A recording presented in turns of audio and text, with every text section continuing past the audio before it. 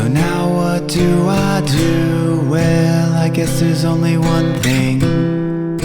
There's something I'd like to know. Are you real? Can you feel? Hi, beautiful friends. I'm Prairie Vintage. My name's Linda. I'm an energy intuitive reader here on YouTube. I use spirits, my intuition, the tarot to communicate energies to you guys, most fabulous viewers. If you guys are new to this channel and you just found me, welcome, welcome. I'm so glad you guys found me. Here I am. I hope you guys stay and that these readings do resonate with you guys. For those of you guys returning, I'm so grateful, so blessed to be here doing your reading again today. You guys are all very safe and welcome in this space with me today. These are the decks I'll be using.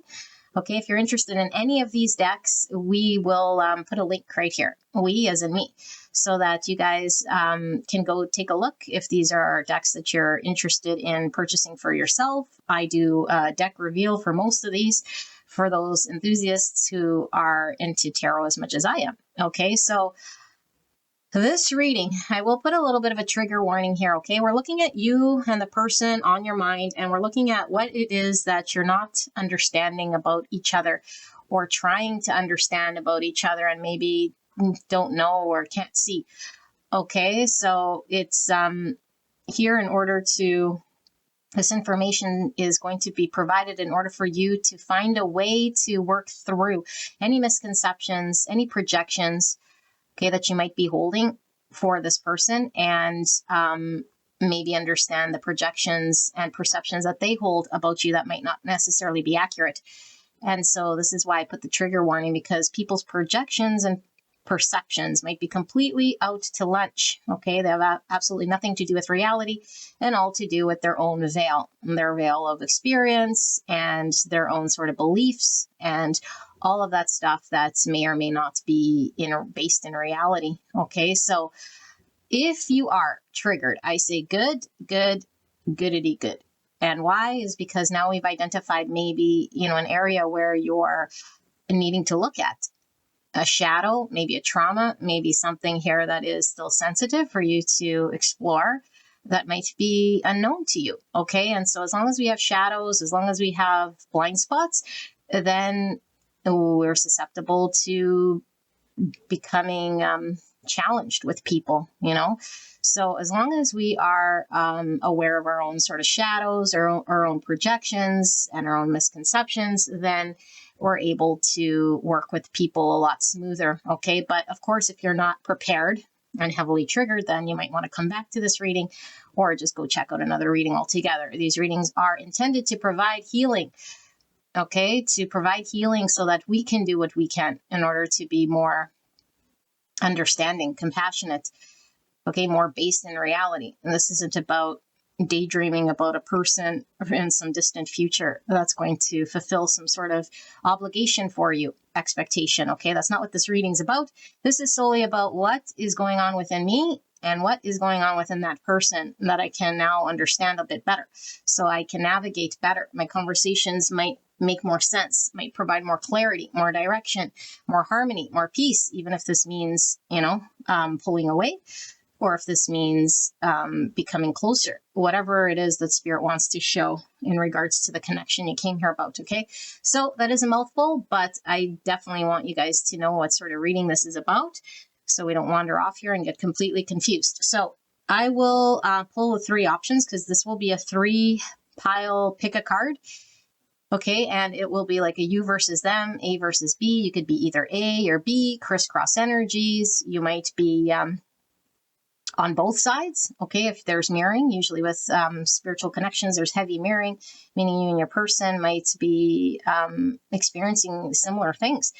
Okay, it could still definitely be your pile, but you must resonate with one side at least being your energy in order for it to be your reading.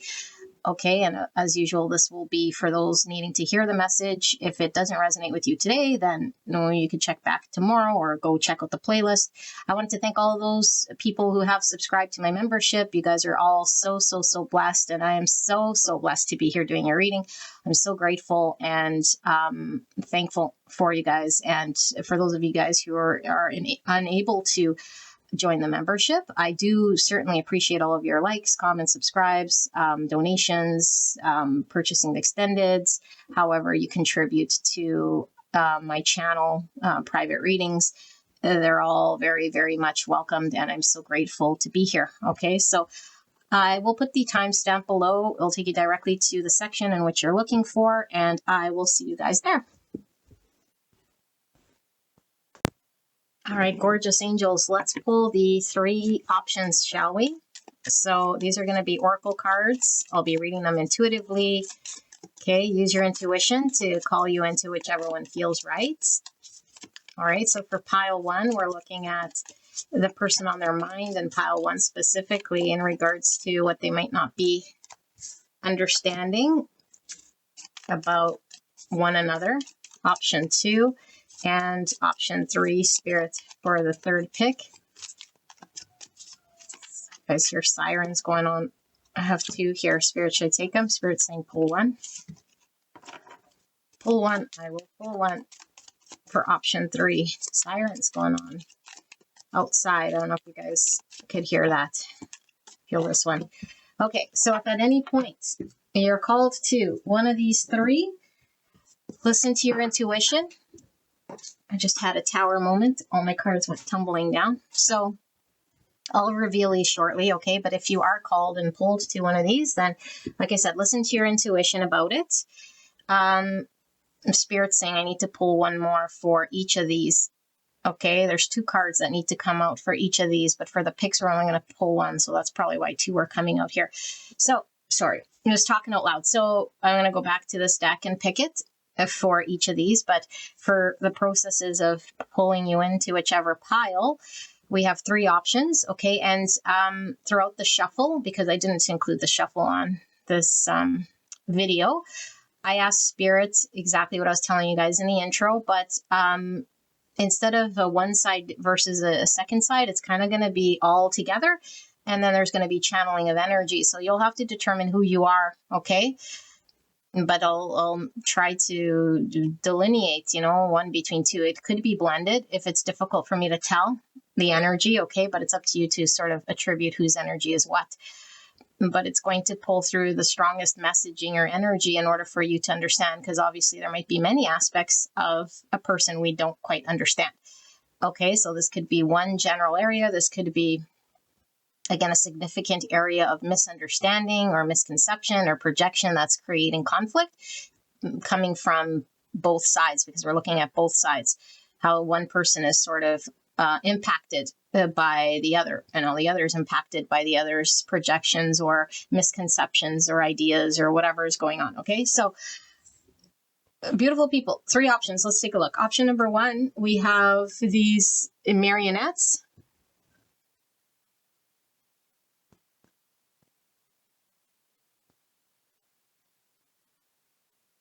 Option number 2, we have this little kid with a blue paint.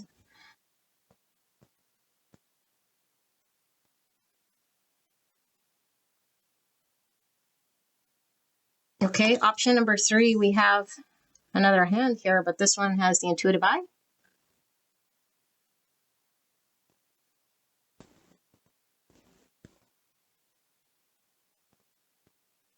So let's put them all sort of side by side so you guys can maybe feel more comfortable picking. I don't know. I'll do this like this.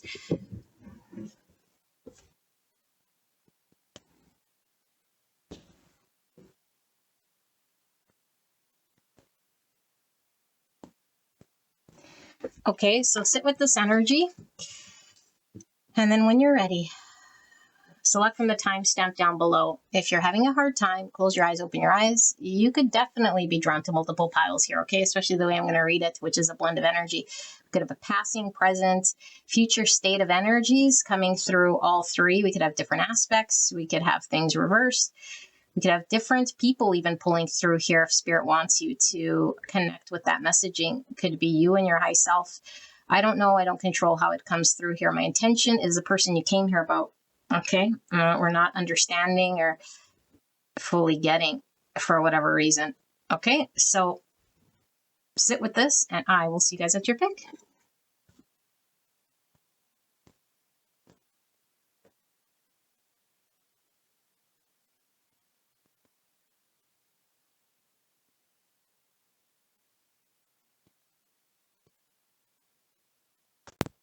Hello, gorgeous angels. Pile number 1, you guys picked the marionettes or the puppets. Okay, so we're going to hammer through this because there's a lot of cards, okay? And the card pick, I said there was one more cope card that wanted to come out in the oracle. And a lot of these are doubled, okay? But Spirit was saying I'm not going to do an A and then slash a B on the other side. It's all going to be kind of mixed. And then we're going to read energy, how it channels through, however it channels through. Most likely we're going to sense one person's energy and then the others, and then you're going to have to attribute who's who. Okay, I might say it's you, it might be your person, vice versa, crisscross it as you see fit. Okay, if it is blended and hard to tell, I will communicate this, and it's up to you to sort of determine. Sometimes with these spiritual connections, things are blended. Okay, if it doesn't resonate for you, don't make it fit. Okay, best way to tap into this reading to know if it's yours is to sit through this card layout, which I'll be doing right now. Okay, by laying these all out. So what you'll see, feel, or hear to determine whether this is your messaging or not. And like I said, there's a lot of cards here, so we'll hammer through this. And if you want to go straight away to your reading, you can do so. Okay, so we have the puppets, and they're wearing white, I noticed. So white does represent the authentic self, but we're still seeing puppet strings. So there's something about, you know, maybe still being under the control of something. And I'm seeing 2 people. So you, your person, certainly could be under the control of our trauma, under the control of our conditioning, under the control of our beliefs. But the authentic self is there in the white. Okay. And someone's feet are off the ground and someone is about to take off here. So, you know, like when we're off the ground, it's like the high self or the more ascended self. Someone might be a little more grounded. Someone might be a little bit more up in the spatial, you know, maybe someone more in their mind, maybe more in the spiritual realms. Okay, it happens to be the feminine here, but we'll see. Some of you guys might like to dance. Hearing music now in my head, so you guys might like to share music. Okay, so there's this oracle card, and again, 2 people. Okay, this deck doesn't include just 2 people, but it happens to be 2 people again. This card always gives me the 6 of Swords. Okay, it's like moving out of turbulent times to calmer waters. And we see this masculine. Okay, he's wearing a hat. He's rowing her off. So 6 Swords energy definitely coming through. I also just heard Gemini. Okay, so I don't know. Now we see this energy here in this oracle card. It looks like a crocodile kind of floating in the water.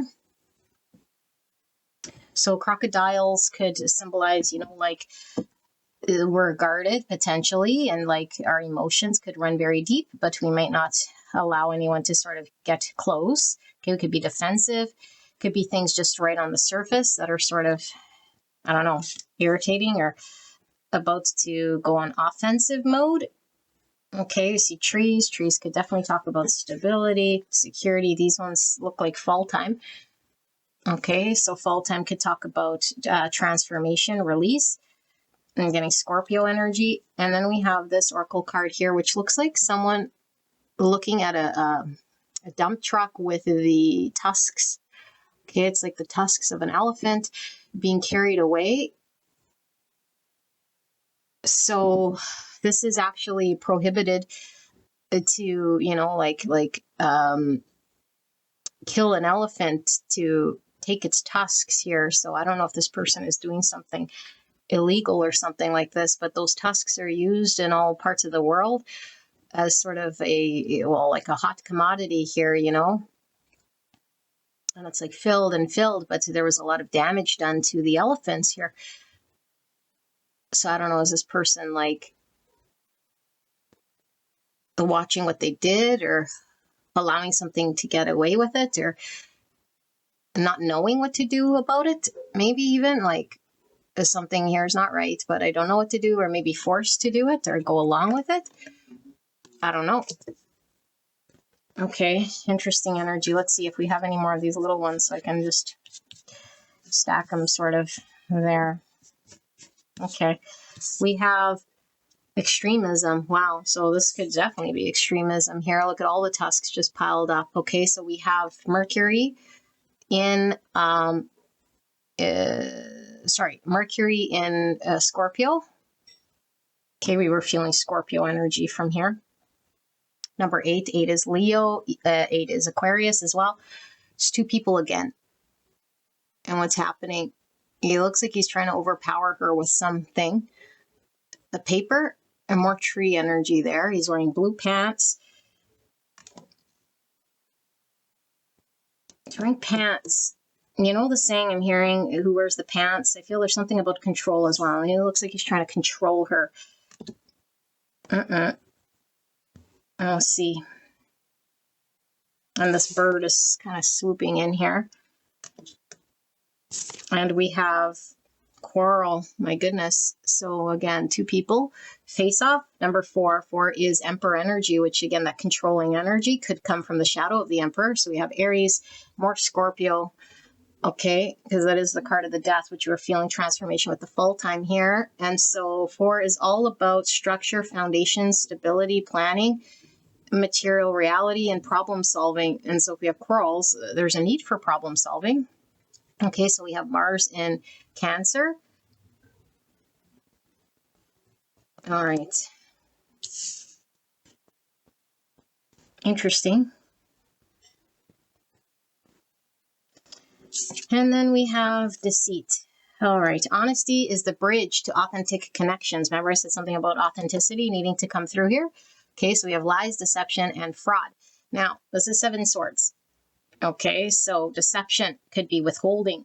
It could be us sort of being strategic, not letting anyone sort of into our plan. You know, outright lying, cheating, stealing, robbing. Okay, so this deceit could go on a spectrum here. Okay, and sometimes the reading comes through very strong in order for me to channel. So if I say it's like lies, you know, lying could just be withholding information or not letting you in the fold. Okay, if that for sure is your person who's being deceitful. But I feel like the deceit could even be the mask. The deceit could be the sabotage of self, the need for control. And so we start to do things here that aren't on the up and up. Okay, so this is a 7 swords energy. A sabotage, a false self, a lie. Okay, which might have created some sort of 5 sword situation or even a 5 wand, which could be an inner conflict, but we see quarrel. So I do feel there's conversation here with this paper too. Okay, so we have the frog. This is all about healing and cleansing, releasing, which we're really feeling with the full-time energy, Scorpio energy. Okay, and then we have the starfish. So I'm getting more of this puppeteer energy because the starfish, maybe not in this deck, okay, even though I usually like to read the meanings, how the author intended, but starfish, for me, an oracle card is about like, it's kind of like a 6 wands energy, you know, like I want to be seen in this way. So it is like an egoic image, a perceived sort of understanding of my own self that I'm projecting into the world that I want to upkeep in order to be sort of celebrated as that identity. Okay, so a lot of image, a lot of ego comes through with the starfish. Also, maybe somebody who has stardom or who has maybe, I don't know, they could have a platform, a following, or like a community of people that look up to this person with the starfish energy. Okay. Wow. Okay, and then we have sad. Looks like it's a SAR, but it's sad. Sad. Look at this is a sad card.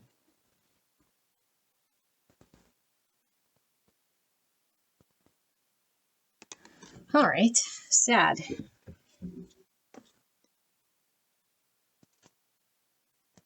Should we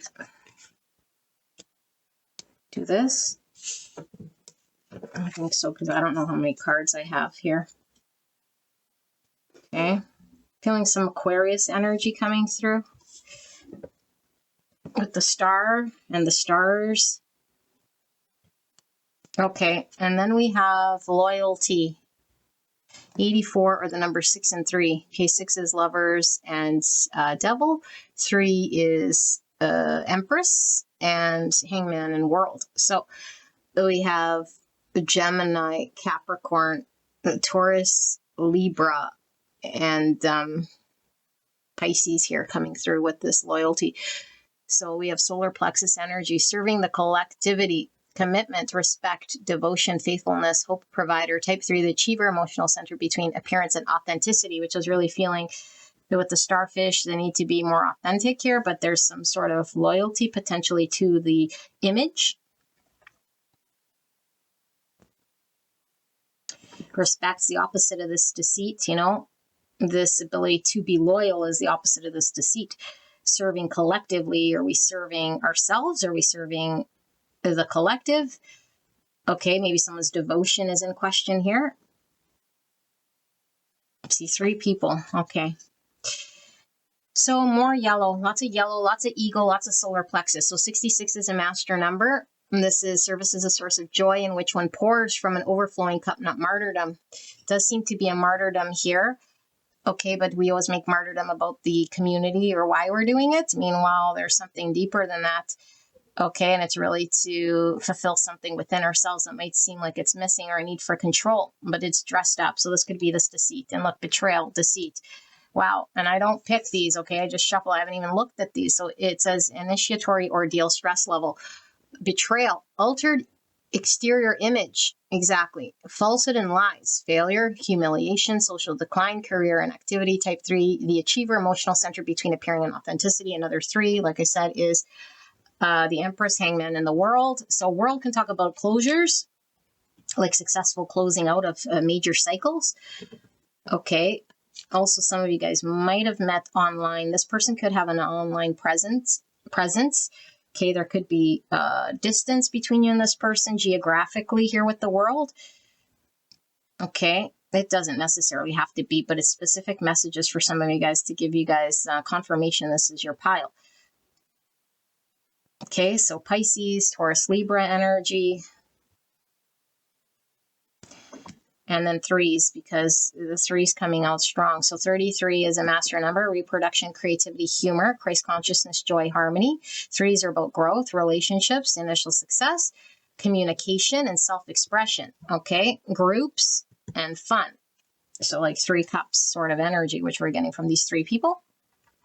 And like I said, this keeping people away so we can't get deep. We can't get to 2 cups or 3 cups. Okay.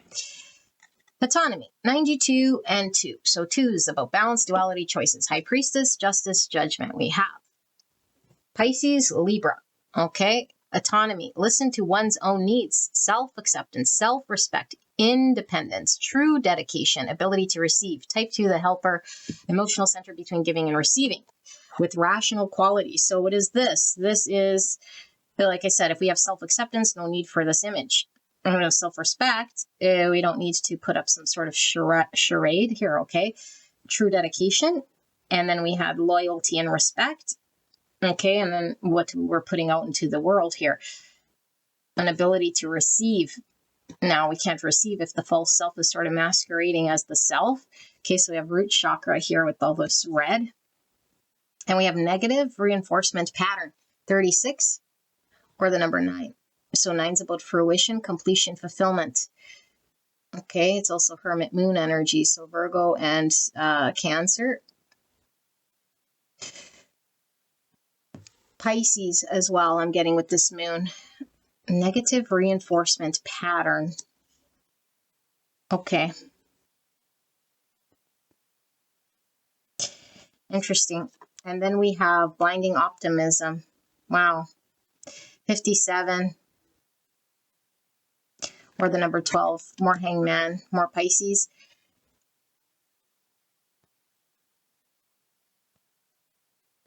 Okay, so I'm getting this like a 7 swords energy, but to self, like self-denial.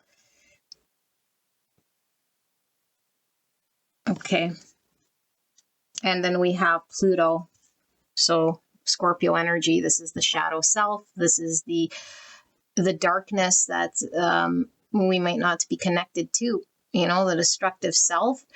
We see spider webs, which could talk about the creativity which we're building. Okay, and then the hands. Some of you guys might have been drawn to either pile 2 or 3 or all 3. This is giving me confirmation for those who were called to 2 or 3. Okay, if you were called specifically to 2, take it as it's 2. If you're called to 3, take it as it was 3 for you, because I do feel there's a connection somehow to either of those piles. Okay, and we'll see. I haven't done those piles, so this is giving me the shadow self, the trauma, the ego.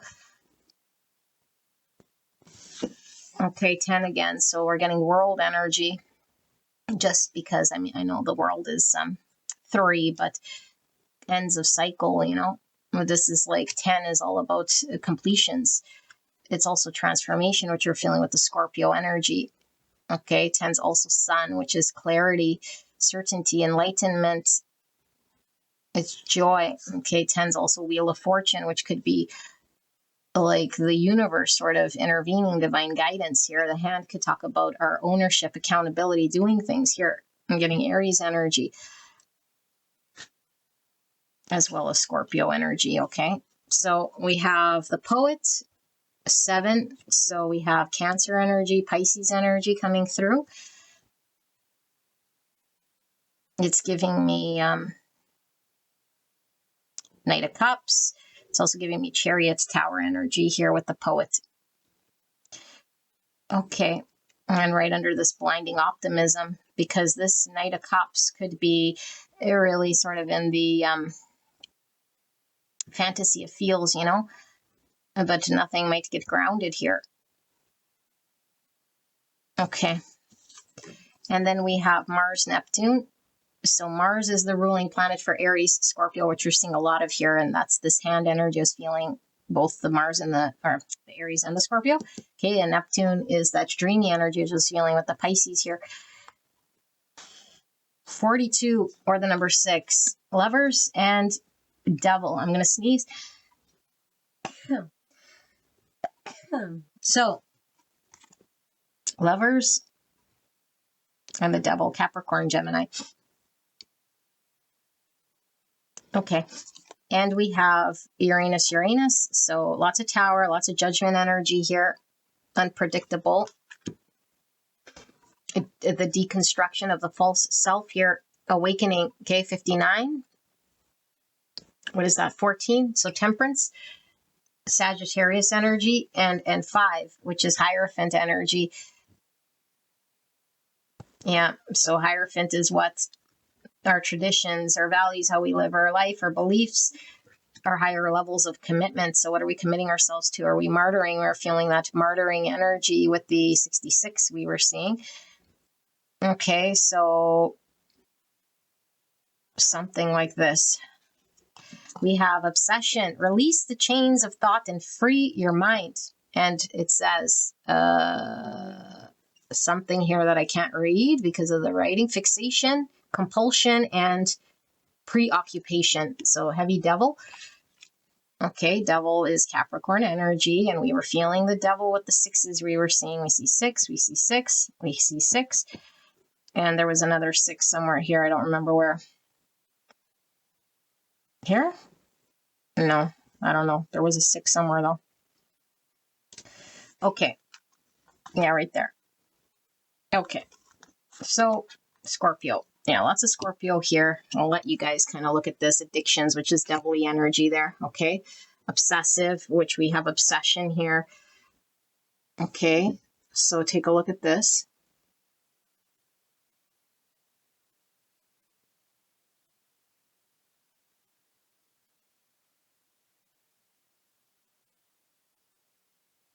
So death is that's transformative energy we're feeling over here. Like I said, that's Scorpio transformation. Okay, so we have the Alchemist. I don't think I've seen this card in a very, very, very long time in this deck come out. So this is giving me this temperance energy. Okay, it's also magician energy. So we have some Sagittarius, some Virgo, and some Gemini. Light attributes, transformation of base motives and goals into golden wisdom. Feeling that Scorpio energy. Okay, shadow attributes, misuse of power and knowledge that come through spiritual practice. Okay. Okay, and then we have the mentor. Light attributes, passing on wisdom and refining a student's character. Shadow attributes, inability to allow the student to move on to the role of master, imparting false instruction. Interesting. Okay, so we have tarot here that we can pull. Let me sit here with this energy, okay? My intention was to see you and your person here. I do feel one strong energy, but this could be how it's impacting the other person here. So let me just channel this, get some drink. You guys can skip ahead.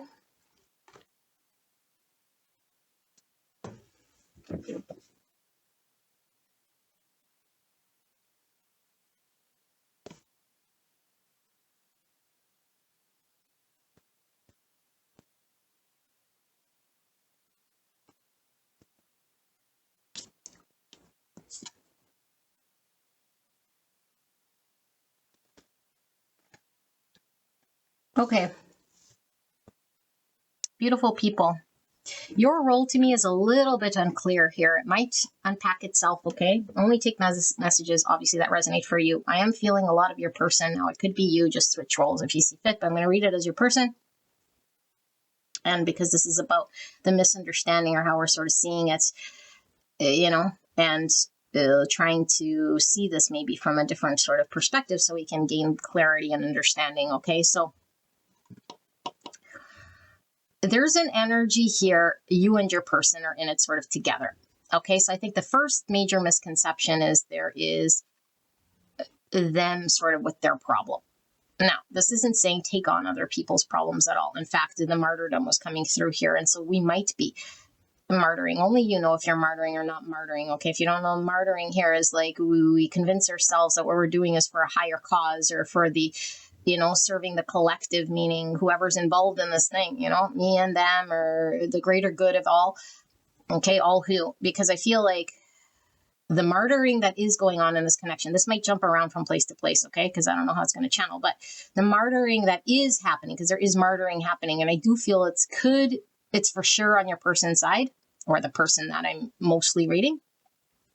And then the other person could also be martyring here in a different way.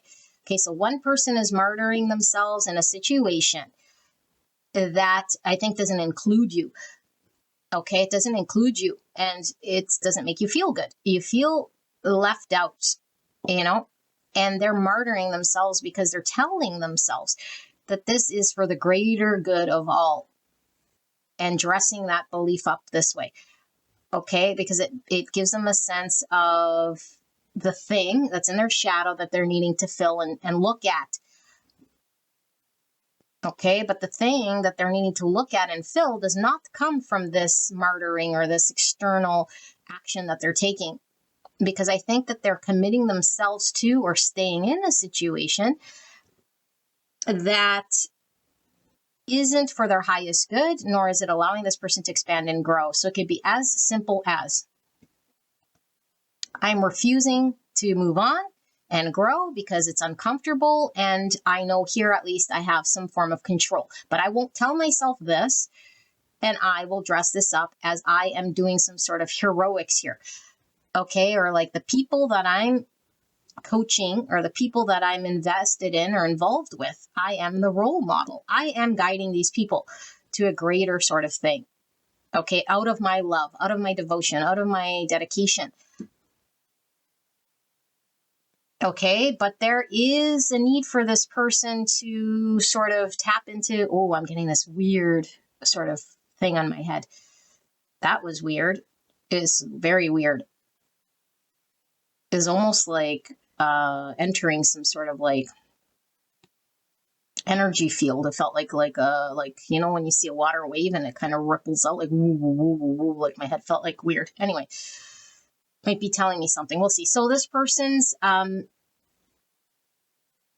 it feels a little jumbled. Okay, I'll get to the other person too, but I feel like it's needing to unravel the yarn of what is me, what's important to me, what is going to support me.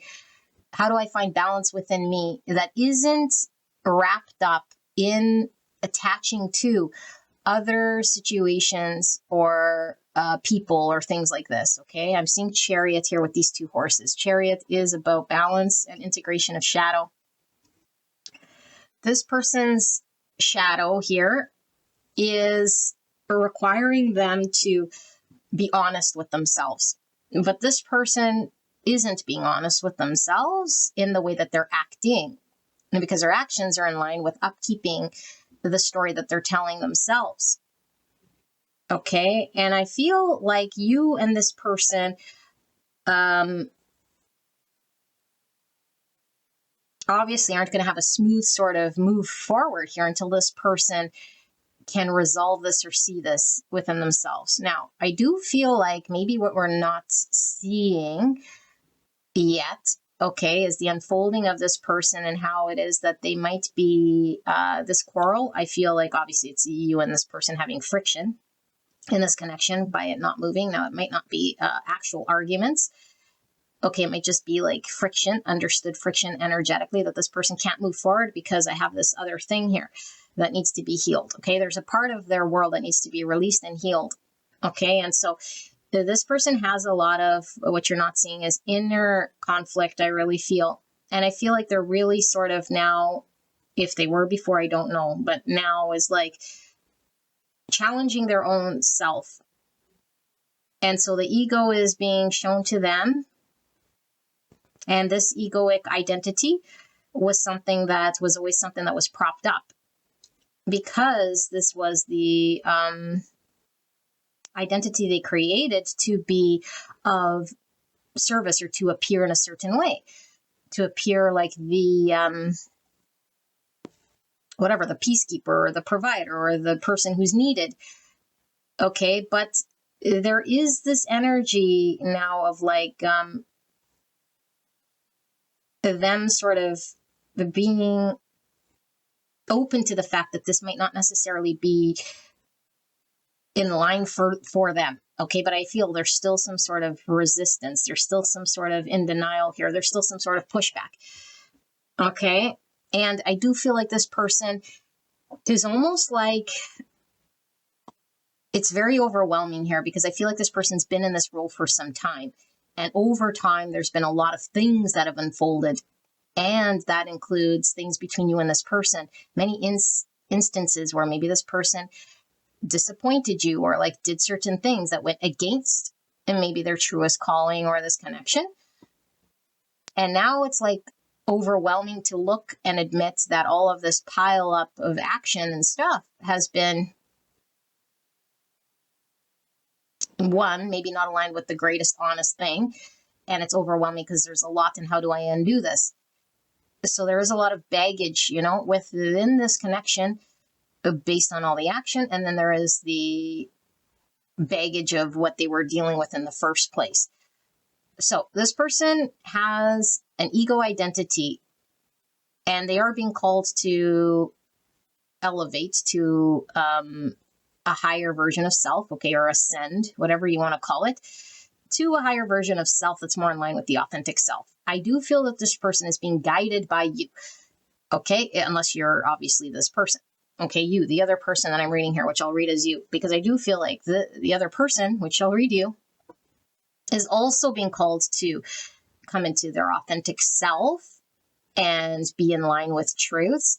But I do feel like both people feel very much controlled by circumstances and like they might not have as much autonomy or control over what they truly want. And so for you, it could be this connection is controlling my moves or my actions or my inability to do what I want because I sort of feel tied here. And, you know, there's a lot of this sort of obsession energy and addictive energy and this sort of thing. And so your energy could come through as like a codependency or an addiction or like a deep obsession here with this connection or like the unfolding or this person's sort of journeying, you know?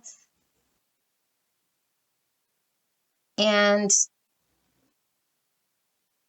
as long as the energy is sort of like outwardly sort of put onto this person, we will feel controlled and we will be at the mercy of how this person navigates or moves or sets themselves free. Because this person, your person, is being called to set themselves free of old ways of how they were telling themselves that they had to be seen. So they definitely could have a lot of friends, family, or be in the public eye here. Someone definitely feels like they're in the public eye here, or they feel like they are really like regarded. in their community or in the role that they're playing. It's like it's such a high caliber position here that must be respected and honored. And so I have to do the ethical right thing here, and, that sort of a thing. And so it's also an energy of like, when we carry that, it's almost like this person doesn't have the foresight far enough to see then what, because let's say then everybody sort of celebrates and everybody sort of is happy and at peace. It's like, then what? And then this person will be left sort of unhappy or alone, or everybody got sort of their peace, but this person did not. And so where does that leave them? But it's like they're not seeing it that far, because they're saying, well, in this moment, I now need to do these things. So I feel like both you and your person are coming through like fairly extreme. There could be an intense energy and a passion and a commitment and a devotion, like both of you guys intensely, and maybe this person's really strong and fiery about their cause and this, what they're doing. And it's like strong. And then you could be very strong about your conviction about what needs to happen.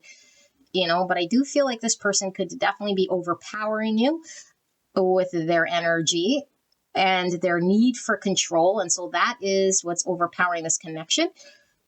Okay,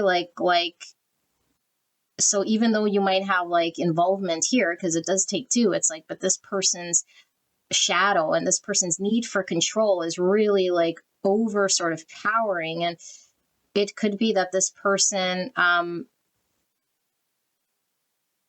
feels safe when they're sort of more in the control or the driver's seat. And this would be how they would be engaged with you until this thing is healed. And so Spirit now is coming through, thank you, Spirit, with this messaging of the release and the healing of the shadow self of your person that needs some form of overpowering control that they're doing right now in their environment, whether it's dressed up as good, bad, whatever, or they're actually having positive outcome or whatever. It's the intention in there and the reason, the driver of why this is happening. This needs to be healed, because what Spirit is showing is that if this person were to engage with you, this would project and manifest in your connection as something not very good, because there would be an overbearing or controlling nature within this person that would result in this connection potentially not getting far enough, So I feel like both you guys are experiencing some form of sadness, because I feel it's not coming together. But I feel like Spirit is saying like this sadness or this experience is needed in order for there to be a real look at the shadow and a need to release and heal the deepest wound of what's creating this thing. Okay, this person is wearing a false mask, because, again, the shadow self is saying one thing, or the identity is saying one thing. And so they're betraying this connection outright by not choosing or aligning themselves. And that would be choosing what they truly want and choosing an ability to expand, move, and find balance within themselves, even if it is scary and put them out of their comfort zone here. So I do feel for some of you guys, this person also could be,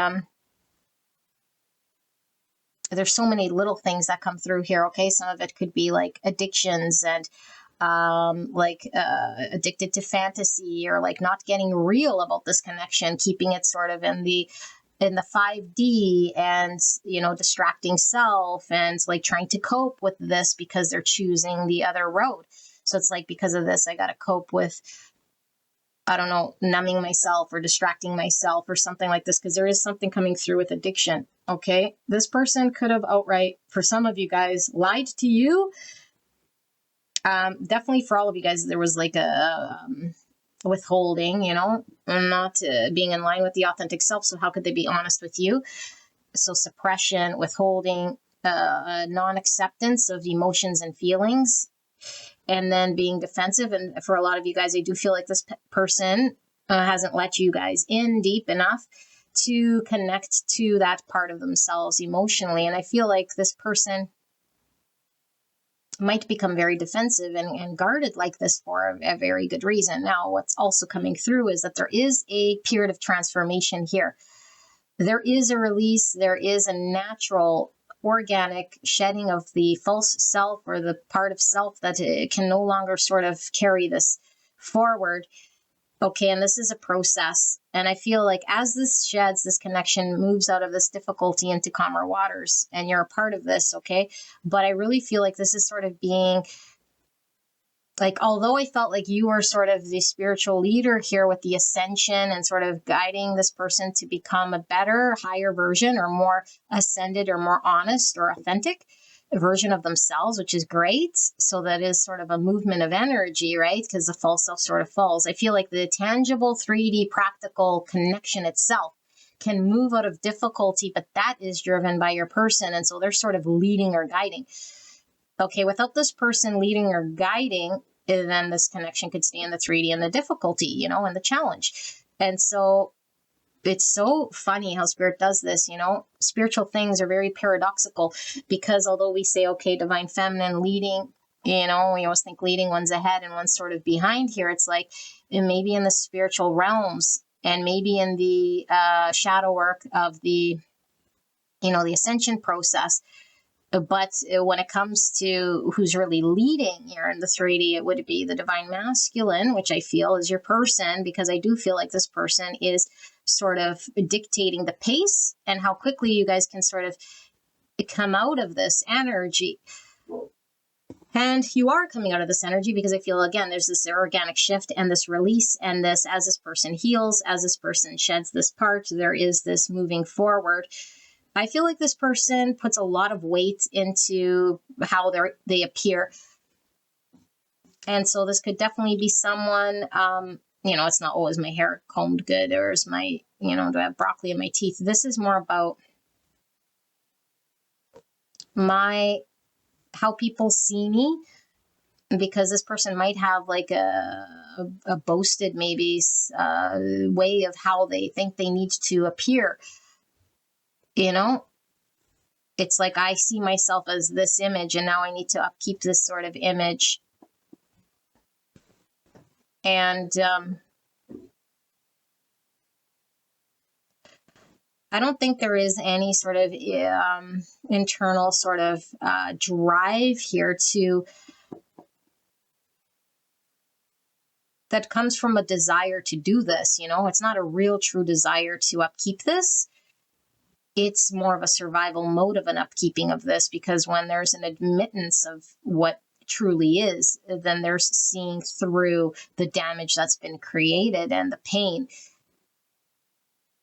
And so this person's loyalty to this connection is in question, mostly by you, because they're choosing to feed the shadow. They're choosing to feed this identity, this ego, and this self that exists, that they think needs to exist, that they're being controlled by, rather than taking the reins of their own life and listening to what makes them happy. And so spirit is talking about this person does have deep feelings for you. There's romantic feelings here. This person daydreams about you.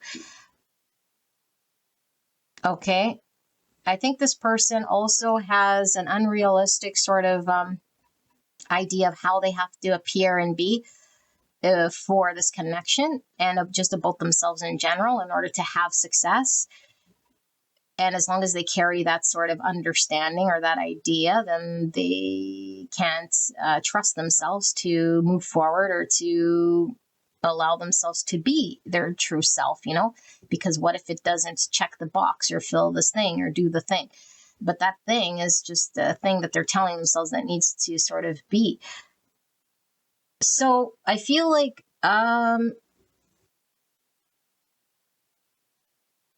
for some of you guys,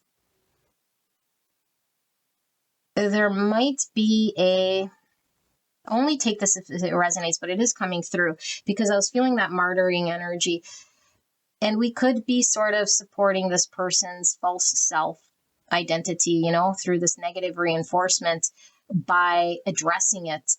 And so when we argue, when we resist, it's like giving that identity validation. Okay. If I start let's say mirage, okay. The mirage is the ego, the illusion that we carry. Your person has this identity that they've created. And so anyone who talks about the mirage or argues with it or does something, it perpetuates the existence of this thing, a thing that doesn't exist. And so this doesn't mean be, in denial that your person has an identity or an ego or this thing.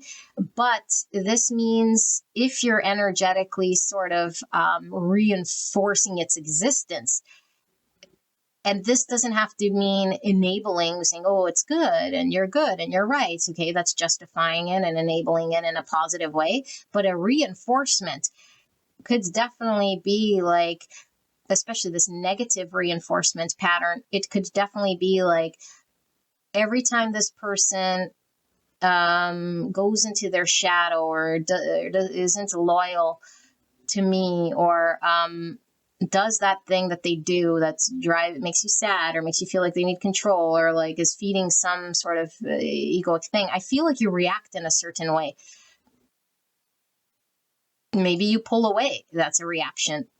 Maybe you confront this person. That's a reaction. Okay, now this isn't saying don't stand up for yourself, don't have a voice, none of that. If that's what you think this is, I'm not your reader. This isn't your pile. Go tell it to Dr. Phil. What this is about when we start to support an existence of something by the way we respond and react, it perpetuates that thing's existence. So it could drag something on or it could make your person believe in it more. Okay, so this is why sometimes it helps, when we have to use discernment, obviously, and we have to know our situation very well. But like, let's say a child, if the child is like developing a bad habit or something, obviously the parent will want to nip it in the bud and whatever. But the more we sort of say, stop, and the child gets louder, and then they develop even more intense habits. I feel this is what's happening here. And this might be your message for this pile, because again, it was, what are we misunderstanding or not seeing here? And so we might not really truly understand our impact in how quickly or how supportive or what we're doing here in this dynamic. And so there is this a negative reinforcement of this person's identity that we're doing that might need to be look through your own action, your own involvement. How do you react, respond, and engage when this person is in this? Is sort of helping this thing continue, whether we want to help it or not, or whether we're trying to stop it or not, is irrelevant. We're making it continue in a way by giving it existence. Okay. And so I feel like Spirit is talking about your ability to do what you can do. Okay. And so it could be some of you guys too with this blinding even optimism, like, I don't know, like maybe even like bypassing some of this stuff, and this might be our way of coping. Or your person could, again, like I said, be like, have this blinding optimism, and we could be sort of resisting or being in the opposite energy. You'll have to know who you are, because it's not very clear to me, but there is something here that Spirit's talking about what we can do. So Uranus, I'm really seeing a mirrored connection. I'm seeing an awakening on both sides. I'm also seeing what happens to one sort of impacts the other greatly. And so as the shadow falls with one or is seen or revealed, then like, when we see our own shadow, we start to sort of engage differently. And so as one person sort of works through their shadow and starts to reveal and see, there's shifts, and then there's major shifts within the other. And I think all of this shifting is creating movement in this connection, growth, ascension, authentic self to come out. But I do feel like there is a lot of deconstruction. There's a lot of revelations. There's a lot of seeing through our own shadows and our own darkness. And I feel like what Spirit's talking about is this process itself, this journey and this whole thing that I'm talking about. This is the development and the creation. We're already developing and creating this relationship. So we say, when will this relationship form? When will it come together? When will it be built? Spirit's saying, again, the misconception here is that when it's already being built, child, it's already being formed. We're already creating this relationship. There is a creation here between you and your person, and it's happening every time a shadow is revealed, every time we sort of see something about that person or ourselves, and some things become clear. And as things fall away, less strings, less control of the egoic self, the identity or the false self, or the need for control. As those fall away, then we start to get closer to the truest self. Okay, listening to one's own real needs. The autonomy here would be the sort of independent self. And now, as I always say, there's no separate self. There's not a you and them. There's not a you in an outside world. We're all sort of one here. But there, with the autonomy here, is about understanding one's own needs are going to be is different than other people's. And so there's a self that sort of has preferences, that has an ability to make decisions that solely sort of impact self. But when they're driven by program traumas, conditioning, and the illusion of self or the identity that we created, then we're not in line with the truest version of what we need and what's going to make us happy. And so I feel like Spirit is saying the false self falls. We make decisions more aligned with the authentic self, which gives us stronger independence and more freedom. And as we get more freedom, okay, as we gain more freedom, it doesn't mean we're more alone now, an individual. I feel like what Spirit's saying is the more freedom we have, the less control we need of the person and of anything, then the more we work together and the more we move together and the more we build together. So there's a togetherness that comes once the independence is sort of seen and accepted. And so this is why we can't cling and attach, because of the clinging and the attaching for control, for the need for some form of other person to be in a certain way or an outcome, is actually manipulating energies and still creating the need for control and illusion. And Spirit is saying once the surrender and the ability to allow and not fight the truth, truth with a capital T, or reality as it is, this person has an identity, has a story, has a place that they're involved with. I can only control and focus on my own needs, like the needs of the true self, not the needs of the egoic self that needs to fulfill itself by having control or having this person say or do certain things for me. No.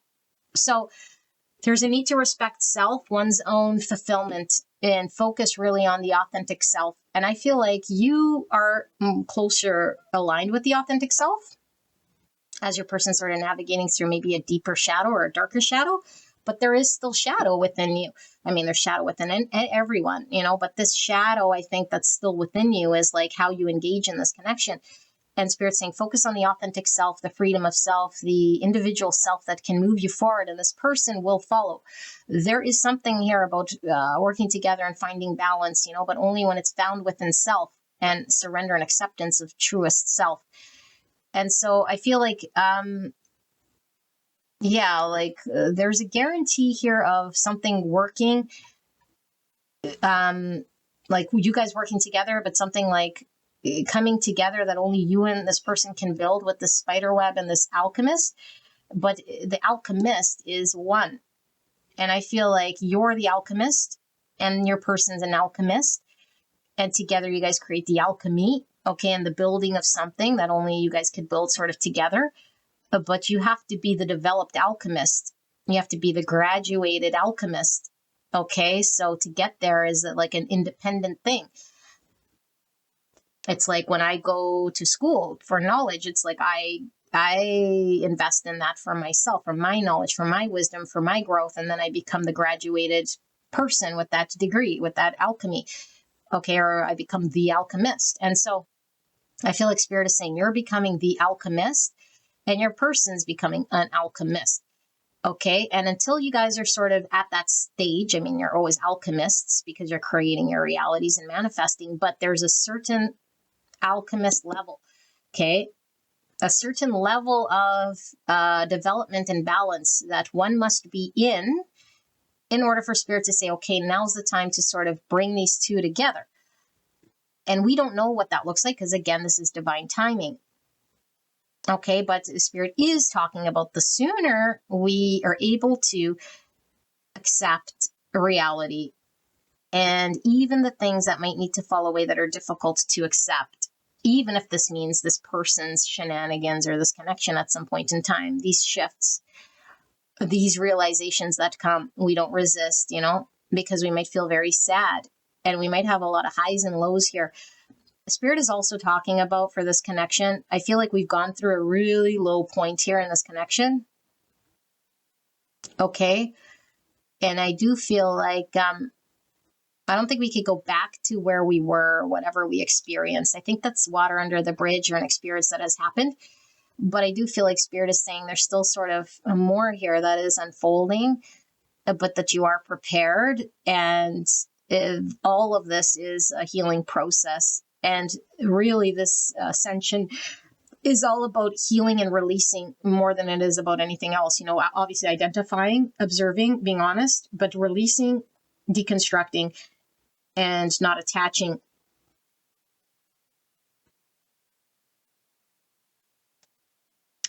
Am I missing anything else? Let's see, Spirit, let's wrap this up with the tarot for pile 1. What did I miss? Questions they have, what they're maybe not understanding or seeing about the person on their mind, or vice versa. Because I feel like the biggest thing this person was not seeing or still unraveling here is the identity of self, So it really isn't about you, but it is about the connection. Because as long as this person is under the mirage of the identity of self, they create betrayals here in this connection, which impacts you. But I don't see anything here about, how this person is sort of seeing you so much. And so that might be in another pile. And that's why I said if some of you guys were drawn to pile 2 or pile 3, it could be there. Okay, because I realize this is just sort of one aspect, but we were getting 2 sort of people. Because I can't help how this comes through here. But let's see, Spirit. What does pile 1 need to know then? What did I miss? Can we get maybe a deeper dive here to close this out? Anything that pile 1 is still questioning. We have curiosity of thoughts. So this is the Page of Swords. So things are being understood. Okay, the page is the early stages of understanding and clarity. I was getting like this, student energy. Some of you guys might be a student. Okay. Take that as confirmation. We're seeing an airplane, so more of this travel energy. I was getting worlds. So some of you guys might be at a long distance with this plane. Might need to travel to each other. Okay, take that if it resonates for some of you guys. Okay, we have the 9 of feelings, which is 9 cups. Remember I said about the individual self needing to be fulfilled. I'm wearing white shirts. Okay, the white is, again, the authentic self. And then we have 22, safe, supported love. So 22 is not part of the traditional tarot, but in this deck, this safe, supported love. We see 2 otters. Okay, otters love each other. They're all about commitment and loyalty. This is in reverse. I feel like if your person's committed and loyal to something else, how could they be safe for you? And I feel like we might see our person as maybe like selfish or just trying to fulfill themselves and they don't care about me and this sort of thing. And Spirit is saying, like, your person has an identity that they puffed up about, and it is about them because they're trying to fulfill some sort of shadowy part of them, but they don't see it this way. They really think that they're like being heroic in some deed, And so it really isn't like them choosing to be selfish. But I do feel like either which way, this results in a lack of feeling supported, feeling safe to depend on this person. It's like this person isn't here to depend on me in a given receiving energy. It's blocked. Yeah, because again, I was feeling like this person doesn't let you get deep enough, and it could be, yeah, now this is coming through. Thank you, Spirit, which could have been missed or talked about lightly. This person's inability to resolve this thing, the shadowy part of them could really be because I create this identity so I don't have to get 2 cups. And it's like, I'm choosing, and they make it seem this way. And maybe this is why you think they're selfish, because they could really, with this Hierophant energy, say, I'm choosing this community, this lifestyle, this family, or this grouping, or this thing to be committed to or loyal to.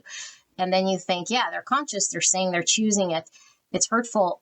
And you could see it like this. And it's like, really, are they choosing, or is the pain choosing? Because the pain that they're not really aware of so much is the fact that I avoid, with this deceit, with this betrayal, with this lie to self, I avoid any possibility of allowing anyone in. 2 cups, because it hurts. And so this is my defense mechanism. I don't go there.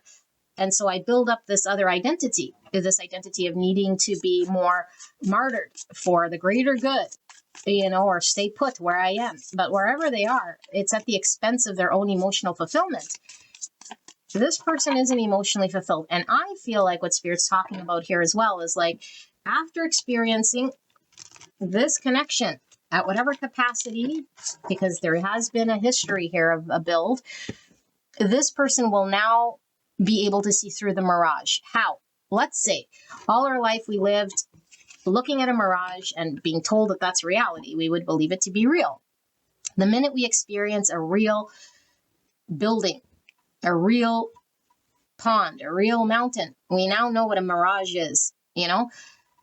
This person's experienced you, and now they're butting it up against this mirage self. Okay, so I'll say that again. It's like, I experienced what a 2 cups could feel like. And so now I can't pretend that this choice of mine is going to be fulfilling and keep like choosing it and martyring myself. Now I could still be doing that, because I do feel your person is still sort of doing that, but it's like, now it's revealed. It's like, the longer now I'm in that, the more sad I become. The more it's like, I know that I'm sabotaging and sacrificing a part of my happiness out of a need to protect self. They might not know why they're doing it, or that it's like a protect mechanism, but it's like, this doesn't feel good. Something feels misaligned. Yeah, 2 pentacles. So they haven't chosen you, and they feel like they're having difficulty sort of prioritizing what they need to focus on in the 3D world. And they can't be in 2 worlds. They can't sort of contribute to this connection and then also choose something else or someone else to be loyal to. And this doesn't mean this person has to only completely invest in you. They can have different things going on, but I feel like the commitment, the 3D choice of where they want to invest right now is going in 2 different directions, because I don't feel like they're not investing in you at all. Like, they are giving, I feel, some energy here, because I don't feel they've let you go. And there's this like two worlds, foot in both worlds, but there is a need to choose, because we're getting seasick here without this person sort of committing and saying, this is the direction. Is it either this collective, this 3 cups situation, this false self, or the need to be connected to and loved, and but then now I'm exposed and I got to deal with my shadow and take a look at all of the pain.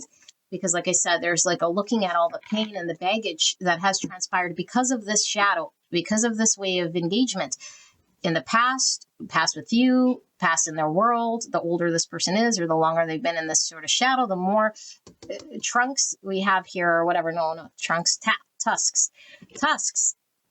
Also, the tusk could be coming through as like, the tusk, the elephant could certainly use that as like protection and get hurt. It's like, this person doesn't want to get hurt, and they want to make sure that any environment and situations that they get involved with is like, I can't get hurt. And so it's disarming situations so that I'm not hurt. Is like, yeah, like this. So I feel this person's been disarming, like thinking that they're disarming by doing what they're doing, because again, the need for control. And it's like, I don't want to get hurt, so if you carry tusks, you could hurt me, so I'm going to disarm you. I'm going to get rid of your tusks. However, whatever I see as a threat, sorry, I do need to scratch my back with this pointy thing. Whatever I see as a threat. Okay, I do what I can to disarm. I think this person's been trying to disarm you, disarm anything that they feel might be a threat of you. So maybe if you tried getting close, it's like, I might see that as a threat or that as a threat. And so they might be acting in extreme ways that don't make any sense to you. And so Spirit is coming through with another sort of message here about what we're not understanding. It's like some actions that this person has been taking aren't in line with choosing this connection or respecting me or being loyal or like safety. And it's like, no, because it's the fight or flight within them to not get hurt. And so they've done things aligned with disarming you from hurting them. And now I have more control. And now I'm more in a position here that could be experiencing you more, because if I trust you don't have tusks to hurt me, then now I can engage, whether they're engaging or not. It's like only when I don't feel like I could get hurt, I can maybe engage with you. But that's overpowering, like your ability to maybe protect self, or like if you need to be guarded or do what you need to do, but it's like I'm so focused on getting hurt by your tusk. Okay, so we see the 9 of Pentacles, which is the 9 of semantics. So we have 2 9s. So these are the cards of self. Again, this autonomy is really coming through. And so emotional fulfillment, confidence, our own sort of stable, secure self here, it needs to come from a more grounded, centered place in order to become the alchemist, to create something together. And I feel like there isn't a healthy understanding of the 9s. I think your person has one understanding of what it is to be independent. And I feel that they're pushing people out so that they seem very like independent, or like, I'm happy kind of doing this, and this is like a choice of my own. And it's that sort of an energy, but it's a hyper independence of pushing people out. And you might have a dependency on connection, or like what a connection should look like, or like, like I said, really being pulled and controlled by this person's energy to the point where Spirit is saying, no, we need to build on our own 9 pentacle and our own 9 cup, regardless of sort of where the person's at, so that we can move forward and then this person can deal with whatever they need to deal with. So there's a need for both you guys to be a 9 pentacle and a 9 cup before coming sort of together here in a way in the 3D that is going to be workable, but this doesn't mean Spirit's keeping you guys, I don't know, like making you guys sort of not be together. This is just talking about, because I think something is being built. It's like the story is being built right now, and what's being built is your 9 cups and your 9 pentacle. What's being built right now is your person's 9 cup and 9 pentacle, because right now it's both skewed. Right now, neither of you guys are sort of in a 9 pentacle and a 9 cup based on things, it's happening, it's unfolding, and sometimes we might be, and sometimes we might not be. And so there's a balancing out here of this energy, and there's a final seeing through and understanding this about ourselves so that we can be there for each other. I feel like we're at the final stretches here, if I have to be honest. Okay, so 3, which is the Empress, and it says Sovereign's Nature, and it is in reverse, which is giving me this sort of an energy here, the safe, support, and love. That's what this Empress is about. And there we have the Tower, dismantle. Yeah, Uranus. So this was very strong for both of you guys. Like I said, Uranus, Tower. Both of you guys are being invited to welcome towers. Tower of the false self, tower of the 3D life we're living, towers of any sort of misalignment with how we're engaged in the world that isn't supporting the authentic self, that isn't supporting what our truest sort of purpose here is, that will get us grounded, centered, feeling confident and emotionally happy. It must fall away. And that's what this connection is showing you and showing this person. So these towers are scary. Towers make us feel out of control. And if your person has more of a need for control, always ego wants control, regardless. But I feel like it's not necessarily this person is controlling, but I feel like they've been really clinging to needing a control of their environment and this connection and their situation, so much so that they've been maybe, resisting this tower. It's like, no, this tower is coming as a blessing here. Okay, we see she's wearing the white dress again. There's a lot of the white, okay, because the authentic self must be completely coming through here in order for there to be the graduated version of you and your person to come together. And I feel like what's, blocked and at risk and what's sort of in the future position here, because it's been delayed, is two people coming together to give and receive love from a place of unconditional love and support. So Spirit saying this is all about unconditional love and learning about our own value, our own self-worth, and then how to be there for another. And unless we could do it for ourselves, if we're blocked here, we can't sort of show up for another. And so this is what this journey is like you and this person learning about your self-worth, learning, why am I blocking love right now? And this could be, why do I put up with maybe someone controlling, or why am I not allowing myself to be happy or the freedom to do this or that? And so I'm like maybe martyring myself or giving myself to a situation where someone seems to be more focused on, like you say, is something else that might be prioritizing something else, prioritizing the shadow. But it's not that this person has less feels for you. I feel like this person's shadow is like, they're really being triggered. Okay. And so they're in this like need to choose, and you're feeling seasick and not prioritized. And Spirit saying, once you sort of connect to your Empress energy, then you can sort of be there in this connection, fully graduate as this alchemist. Your person is right behind you. There is love here. There is unconditional love. There's giving and receiving of love, being open to it, not being defensive in a healthy way. Only when the 9 of Cups and 9 of Pentacles is sort of reached. And I feel like this being in my current position, I feel like we're really embodying and encompassing this sort of an energy. It's starting to be seen and understood by us. We're starting to see, that we don't want to be an option here, or that we don't need to stay in situations that are turbulent or back and forth. And so I feel like your feet aren't touching the ground. You're ascending here to this sort of an energy. And I do feel like it's so intertwined here because we have the 2 otters. And so it takes 2. You can't say, well, I'm ascended, I'm there. This journey is about you and your person. And so you can't really reach any state without your person. And I feel like the end goal, if you will, okay, there is really no destination. It's more of the journey itself. And I feel like the warmth and the celebration of the 2 is going to be experienced here. It hasn't yet in its depth. Okay, we might have had periods of it, but I feel like in its depth, it's going to be experienced, and it is sort of delayed only because we're still sort of shedding and processing. And your person definitely feels a little more behind here when it comes to this. But I do feel like this is sort of what's coming through. And also we see the 22, like I said, this isn't part of the traditional tarot, but 22 is about divinely guided relationships. That's a master number. We are being divinely guided here to experience exactly as we have.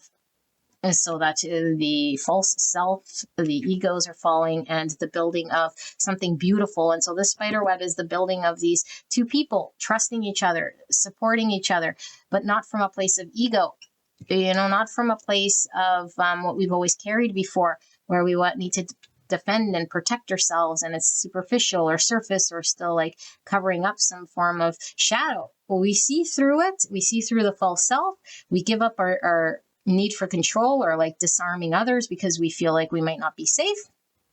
And then we allow ourselves to be loved.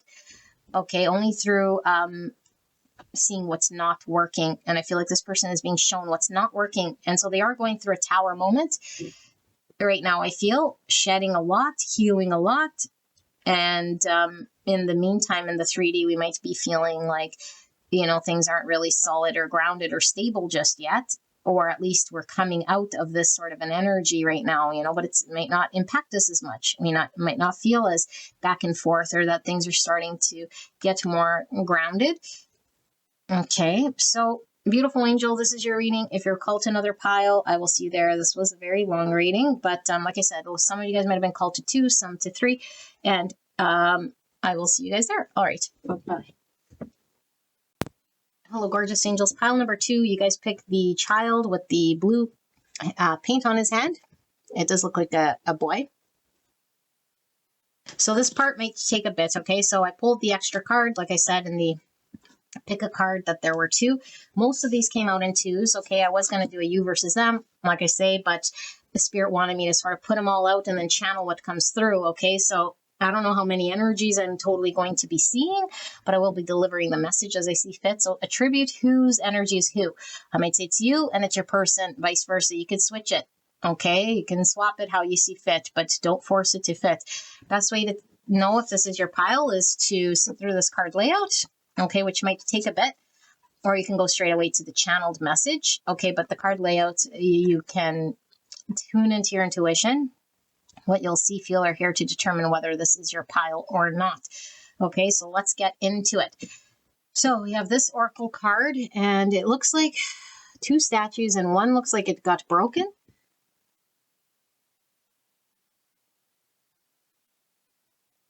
And it looks like the feminine is intact statue, and the masculine statue is kind of in pieces. Only the legs remain here.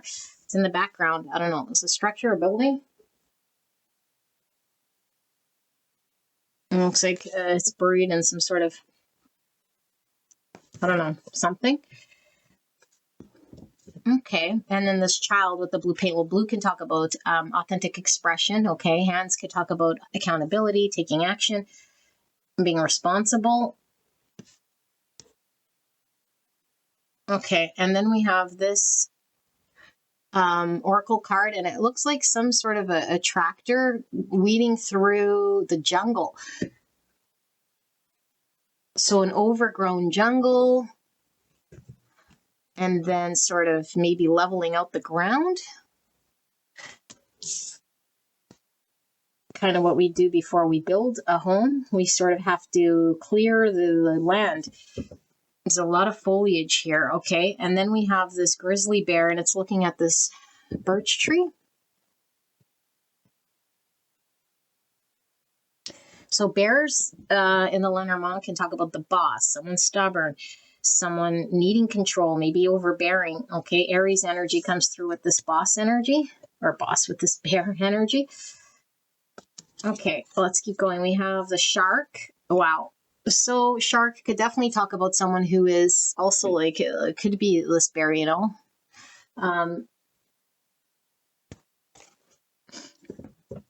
Sharks like looking out for blood, you know? Could be on the offensive, and yeah, even this bear could be on the offensive. There's damage done here. Is someone trying to wear you down or something like this? Wow. Okay. And then we have the woodpecker.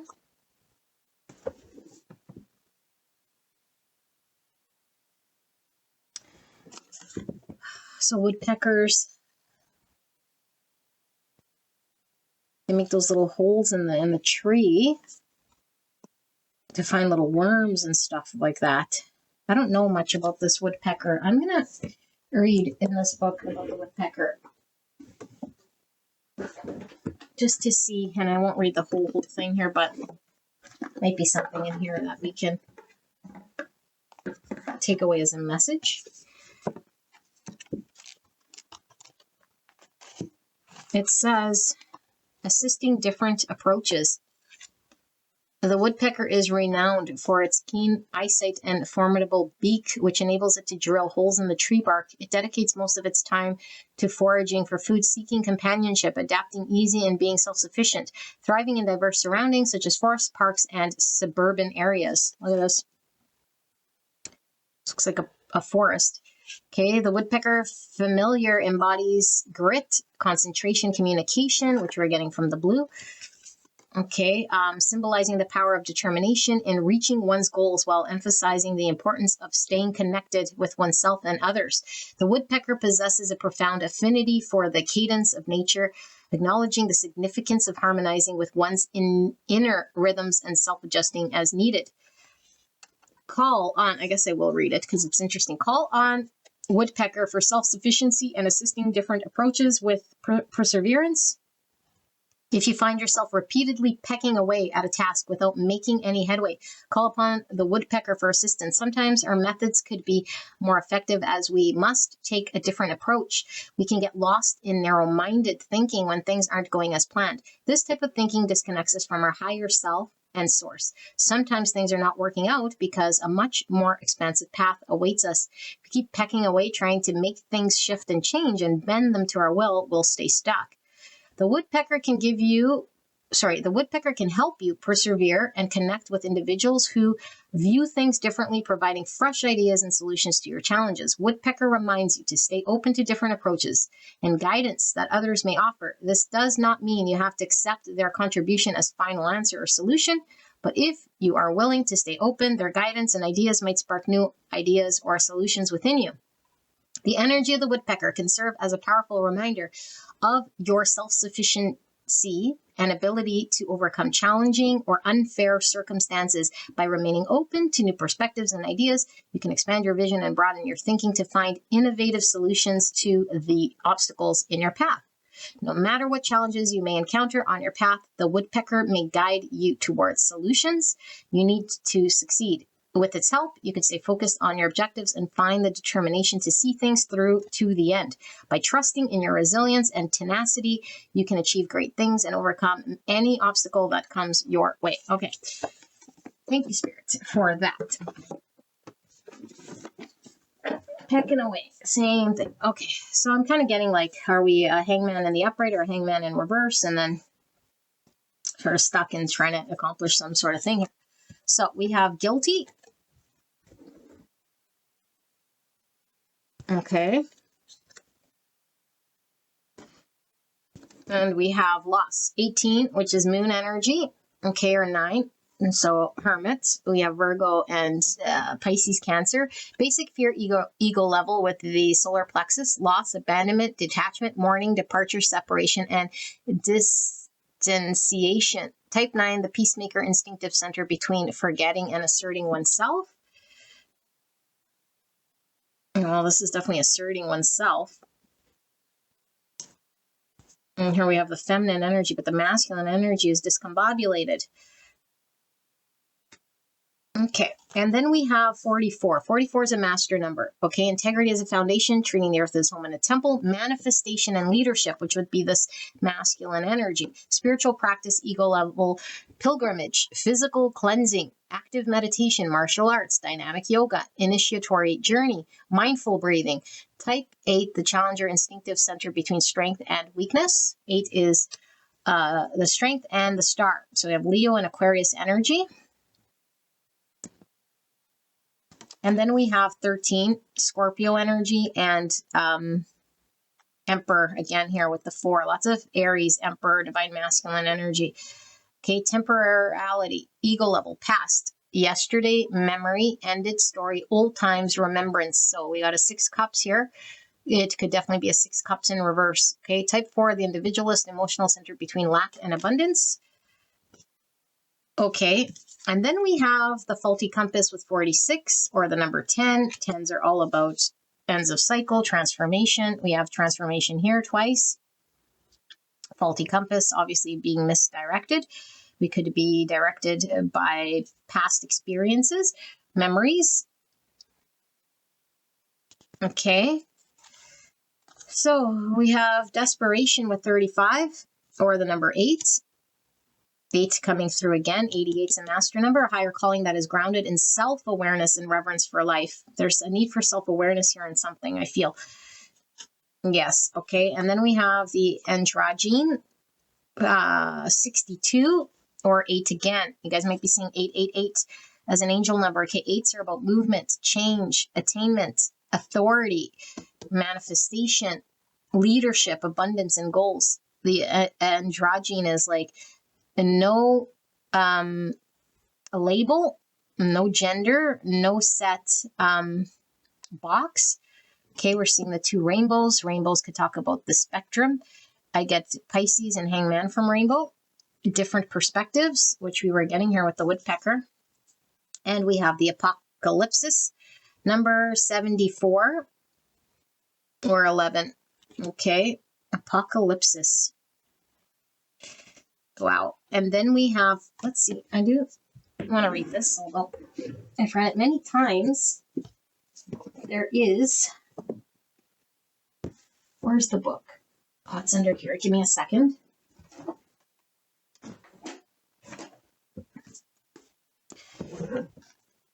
'74.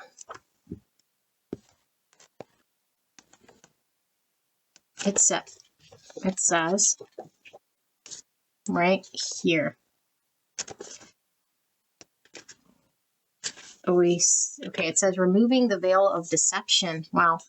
Apocalypsis indicates a particularly painful time, one that unfolds when two desperate dynamics occur simultaneously. Okay, pulling the psyche in seemingly opposing directions. The first is a lifting of the veil. This means truths that have been kept in the dark are revealed, seen, and unearthed. No matter how revealing it is to witness them come into light, an element of despair and grief follows. The second dynamic is a regeneration that comes from the wreckage of the revealed truth. The old narrative breaks and the new story forms. Apocalypsis energy is similar to a forest fires. Oh my goodness, look at that forest getting all demolished. Okay, and masculine is definitely fire energy here, which are feeling a lot of masculine energy. Okay, so forest fires. Devastation for the sake of regeneration. The veil lifts and we see who and what has been hiding. From the nakedness of the truth, a child is born. Have faith in the process. Hold on to your center. That is the only way. Look at this. The unknown, it's like we don't know. You know, we're not preconceiving anything. It's sort of there to find out the truth. Is it a boy? Is it a girl? What is it? We don't know, but we deconstructed what it's not, you know? When in light, the unknown becomes known and guides the way. When dark, nihilism, fatalism, hopelessness. Oh, okie dokie. So kind of like this spiritual awakening or an ego death of some sorts. And we have the desperation coming through here, both. Okay, and so we have Mercury and Chiron. 25, or the number 7. 7 is Chariot Tower energy. Tower was definitely felt here. Okay, so Mercury is all about communication. We had authentic expression. Chiron is the wounded healer. Okay, and then we have Mars, Pluto. So Mars, this masculine energy. How we take action, how we apply ourselves. Speaking our truth, taking action on our truth, feeling empowered to take action. Pluto is the shadow planet. Okay, that is the shadow self, the trauma, the egos, the darkness.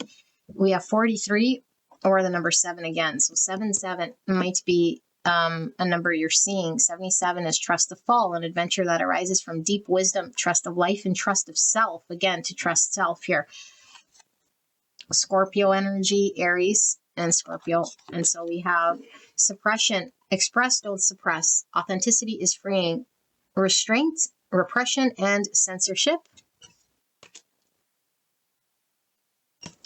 I'm going to push these up a little so we can put this here. Okay. And then we have projection. Seek the truth within before pointing fingers, blame, deflection, and accusation. Okay, and then we have the sign of Libra, which I'll hold up for you guys.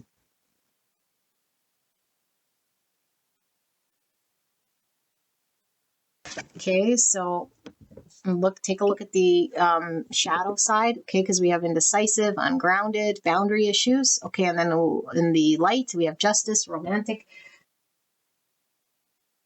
harmony, so need for sort of balance here. Okay, and then we have advocate, and it says light attribute inspires you to put compassion into action. Shadow attributes embracing negative causes or committing to causes for personal gain. And we have the knight. Light attributes loyalty to romantic and chivalry, a love of honor. Shadow attributes allegiance to destructive ruler or principle, romantic delusions. Okay, and then we have originality, Mercury in Aquarius. And the number 11. Okay, so 11 is all about divine inspiration, synchronicity, the encouragement to keep going. Yeah, so heavy Aquarius here with originality, thinking outside the box or thinking differently. And we have status number 2. So 2 is coming with the 11 as well. 2's about balance. Libra. Okay, duality, choices. Also high priestess, justice and judgment. So we have some Pisces energy. And here we have Jupiter in Taurus with status. And I see 2 people here in the crown. The crown again giving me emperor energy or feeling empowered. Okay. So let me channel this energy. You guys can click straight away on the reading.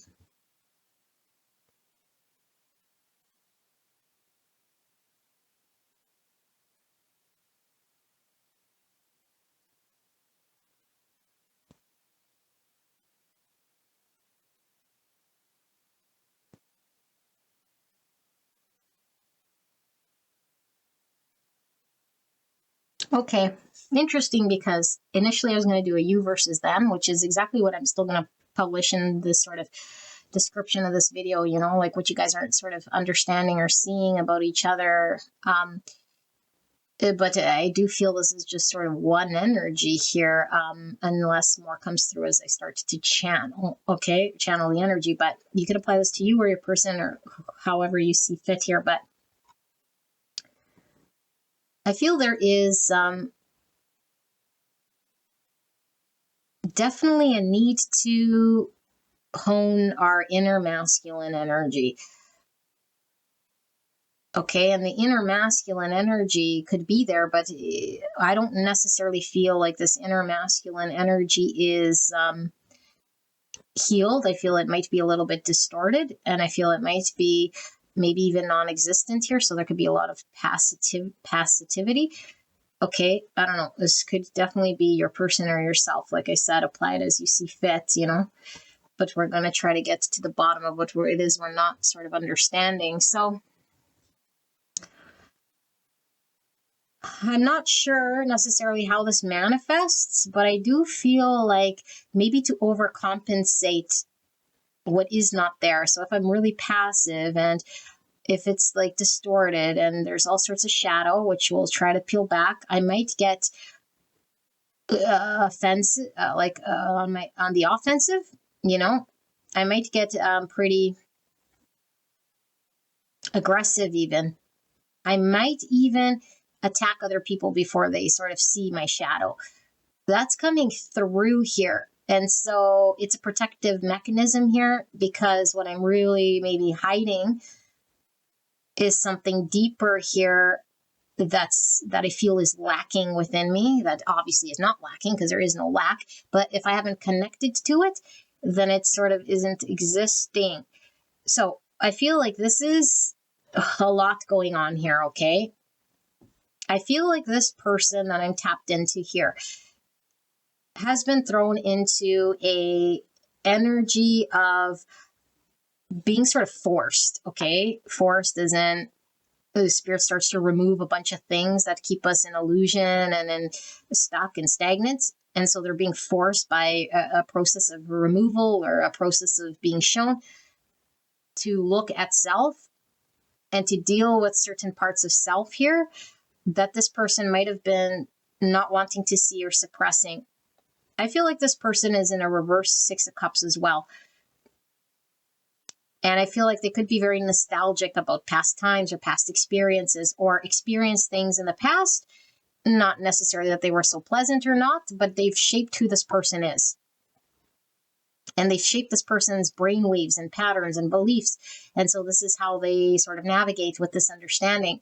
And so if, let's just say, this person had a nightmare, okay, a nightmare, like whatever they experienced happened in the past, and now it becomes a past nightmare because it's not existing now. It's like in the past, okay, but it was like I was fighting the bears, I was surviving with the sharks, and now my MO is to like survival. And now I wake up and I still think I'm in the dream. I'm fighting bears, I'm surviving, trying to outrun sharks. Like I feel like this person is engaged right now in the present moment with you, okay, if I'm reading it right, as though they're still in survival mode or like living in the past here and needing to act in that same way. What's that same way? That same way, I think, is like defending themselves so that whatever they experienced in the past doesn't sort of happen again. And it's kind of like I'll get you before you get me sort of thing, or at least I'll like divert energy away from me Or you away from me, like there's a diversion here.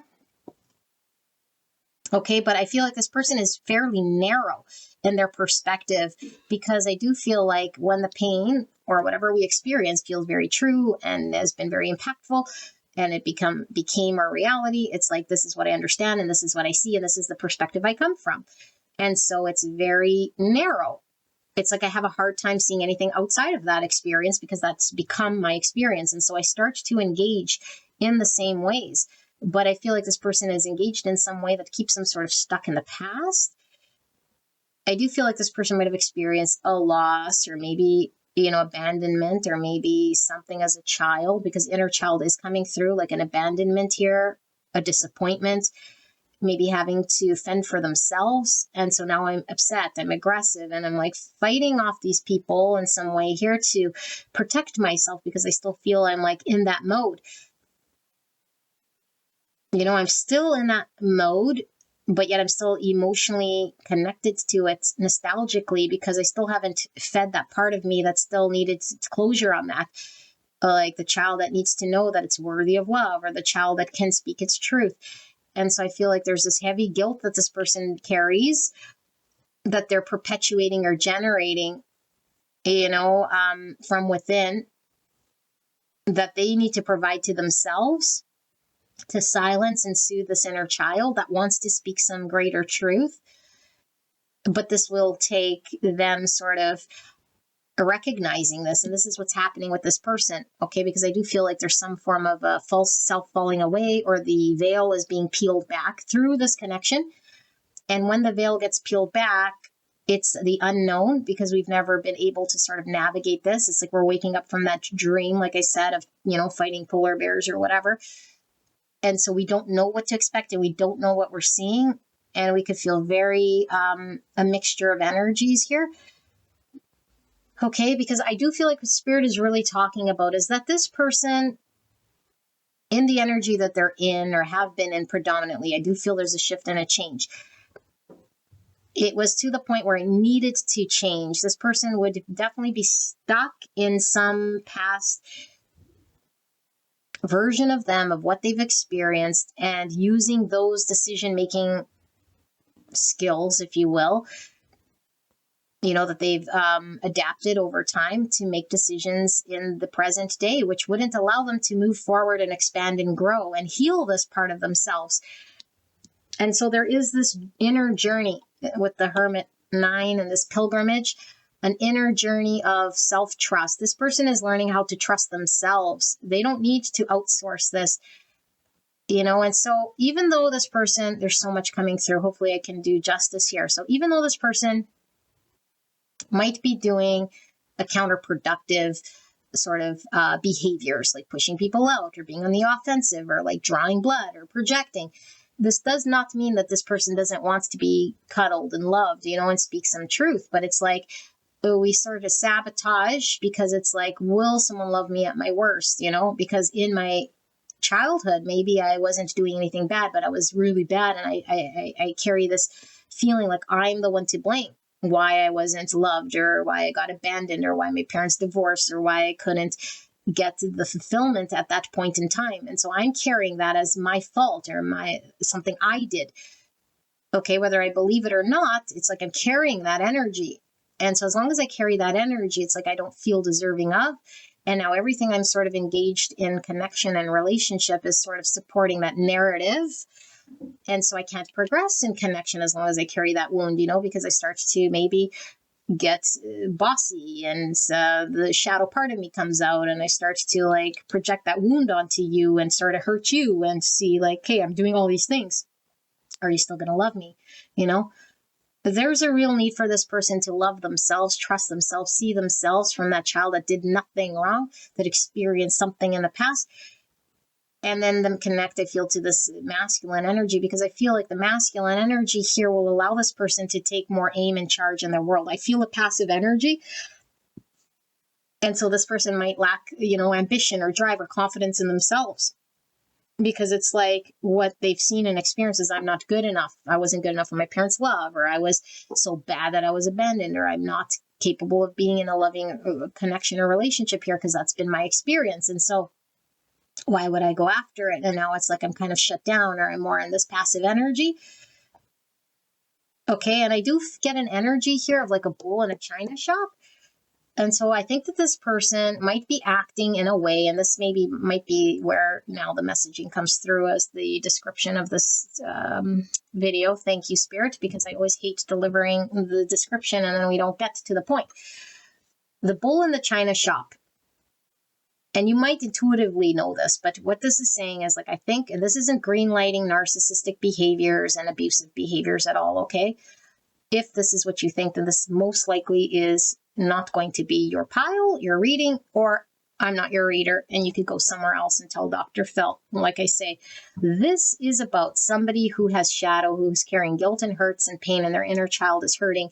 And so their only knee-jerk reaction is to create suffering for other people. Not out of a malicious need to hurt others, but because of this pain wound that I carry. And so I feel this bull in a china shop, and I feel like this person is like a bulldozer here, trying to force some way, but it's like not the healthy masculine that comes out, because remember I told you there's this passive energy at the same time. And so if we're not passive, obviously we're not a bulldozer, but I feel like when I am masculine, I'm a bulldozer. And I create harm, and I'm overbearing, and I'm maybe like stubborn and controlling and just overpowering and hurtful and projecting, like all of these hurting things that I do when I'm in that energy. But really, there's like the inner part of me that's like feels broken or not put together, and it's mostly because I don't trust that part of me. So I think this person doesn't trust themselves to be a healthy masculine, or to guide that part of themselves, that maybe the angry part or the masculine part that could be ordered or structured in a way that is healthy, like guided in a healthy way. It's like I only know one way, and it's like that way, the explosive way or the aggressive way or the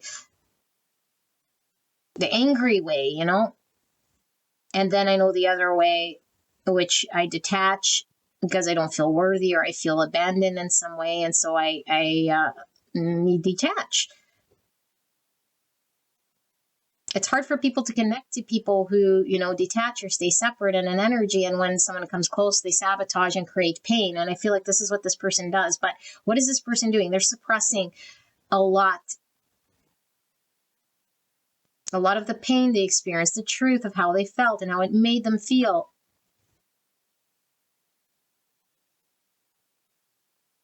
And I feel like there's this energy of like a real need to be held and loved.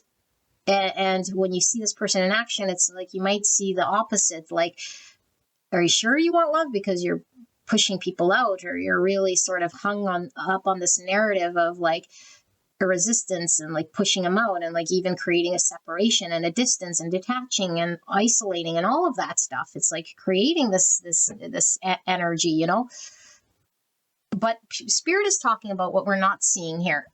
Through this process of the tower energy, or this ego death, or the false self, the veil being dropped, there is going to be an energy seen and experienced by your person that has no words. It has nothing, because it has to be understood and lived through their own authentic self, so that your person can have a change of perspective rather than the one that they've always held. Because I feel like there's one perspective your person has that's very real to them, that's based in the past experiences, past understandings, is driving how they engage and how they talk. And their authentic expression of what they want and need and how they engage in the world is being held hostage. It's being suppressed. And so there's a need to know what this is, so that this person can heal this, so that they can manifest different things and different relationships in their world that are actually healthy and authentic. Okay, and so I do feel like this person, whatever that they are doing, is really out of a pain body that's reaching out for truth and compassion, even if it looks like they're doing the opposite. And we might not see it or understand it or believe it, because it's saying, how could you be really like wanting truth and compassion and love with this sort of an energy? It's resulting in the opposite, and we could get really hung up on that. And it's like, yeah, because under there's a pain and a suffering, because under there's a child that wants to be expressed, because under there's like a need for compassion and love to self, a need to resolve this guilt that this person's carrying. And so this person can only do this within themselves. The trust within themselves has to be cultivated within them. They can't outsource it. They can't, because no matter what another person sort of supports them and loves them and gives them whatever trust, it could always sort of fall away in some capacity. This person will keep pushing that luck, or keep testing, or keep like externally sort of finding or poking holes in things, because nothing is going to be perfect. That the only perfection really, or the only security and stability that gets cultivated and generated from the inside, will be the only thing this person could rely on in order to then build healthy relationships. But unless it's cultivated from within, then they come together. And it's like, I will maybe, push my assertiveness even more, or like create even more argument, or like, keep, like I said, finding finding fault, and like keep doing those sabotaging things and proving my narrative right. Because as long as I prove myself right here, then it's like, even though it's painful, it's like I've proven myself right, because I have a belief here so strong that I'm not worthy, or that other people hurt me, or that connection can't, be safe, which is untrue. And it's just projecting my pains of the past onto relationship and situation. Now, this person has a lot of feels here with this Knight of Cups. I feel there's a deep, deep, deep sense of feels here. And this is what's triggering this sort of ego death, or this veil, this looking through the veil. Because if this person didn't feel these deep feelings, it's like, I couldn't, I wouldn't be called to deal with this thing of the past, or this childhood trauma, or this abandonment wound, or this thing.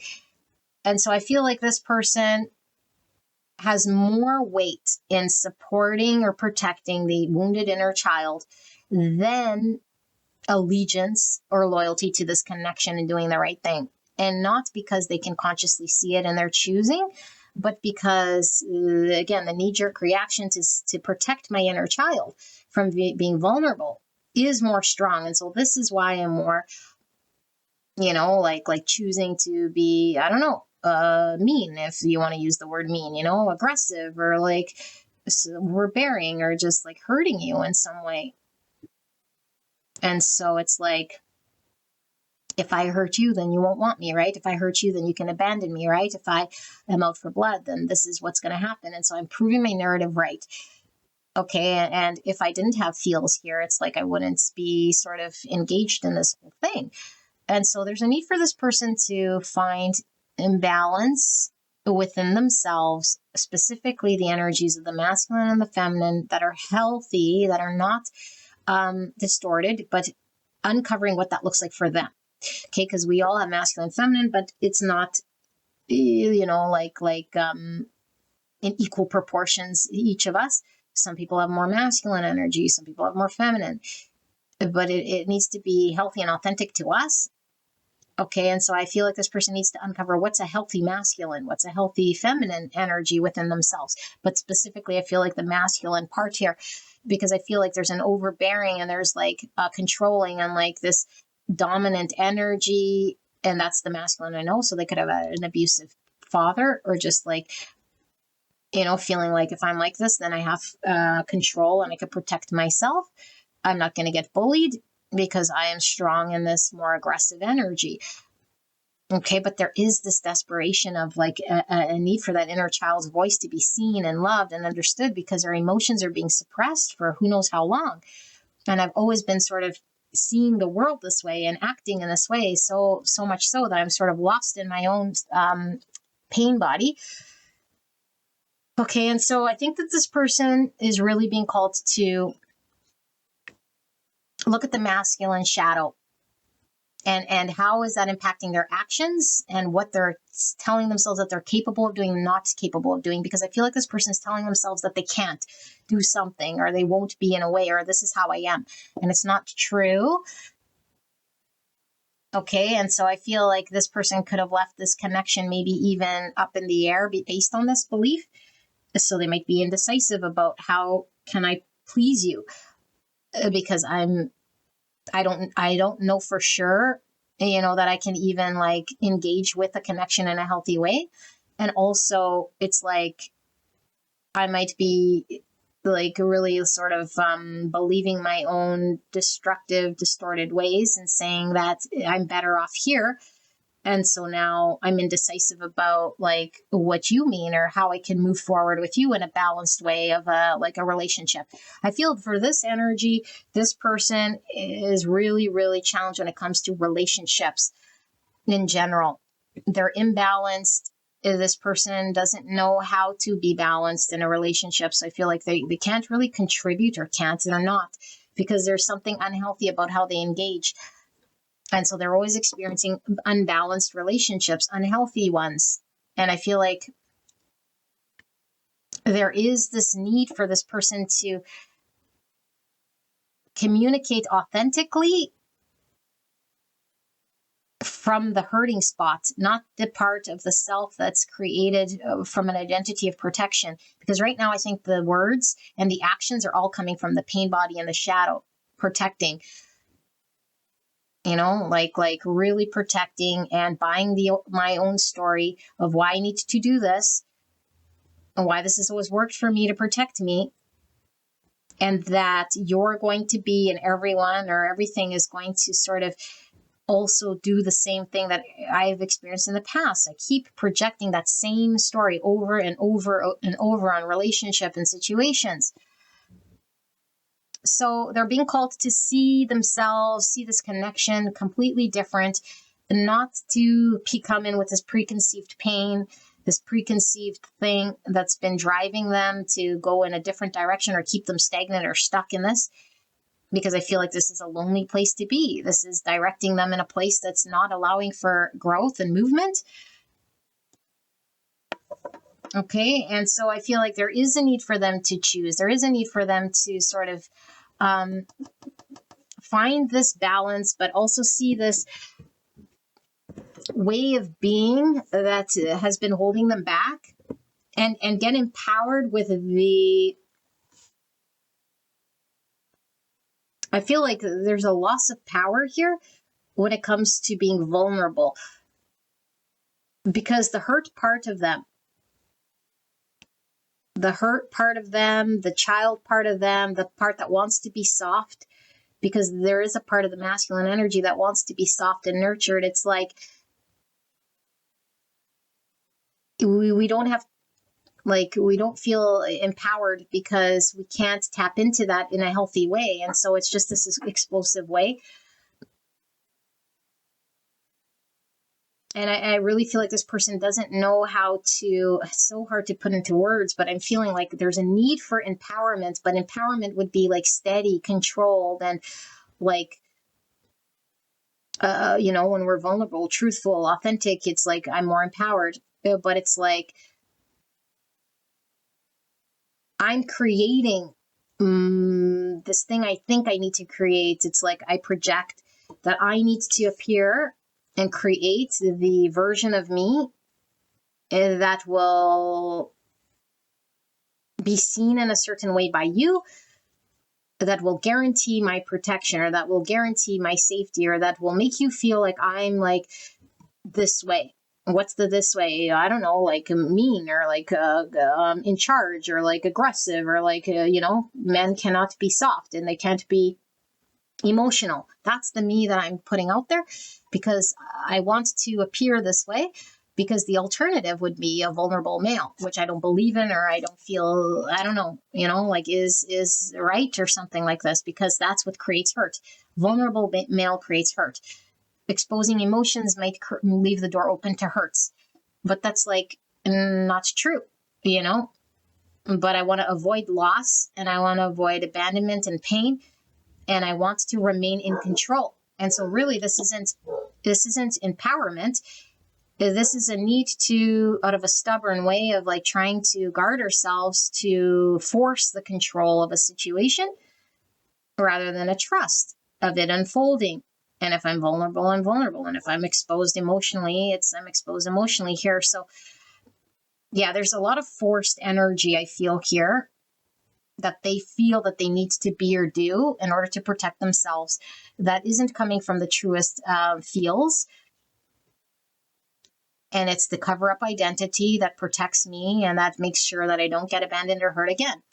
And so I keep perpetuating that same me, you know. But Spirit is talking about it falling away. Spirit is talking about this person working through this.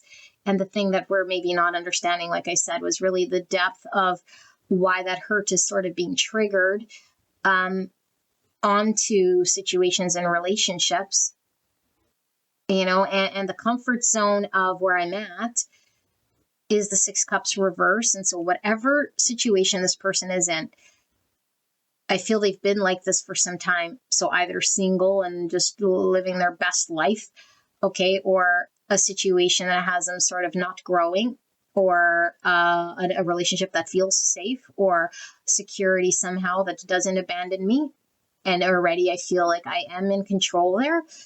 And so it gives me a false sense of empowerment, because what this person really needs to do is find empowerment in being vulnerable, empowerment in trusting themselves, empowerment in not having to be reactionary and create pain and suffering outwards, and trust that by truly acknowledging how they're feeling and communicating these truths, that the best thing will unfold without them getting hurt in some way here. I feel like this person might be very fearful of like commitment, or like might keep things sort of unofficial here, like, you know, situationships. And I feel like this is like difficulty with the relationship in general, very imbalanced. And I feel like it could create like when this inner child gets spooked or something, it's like I feel this person might do things that seem very much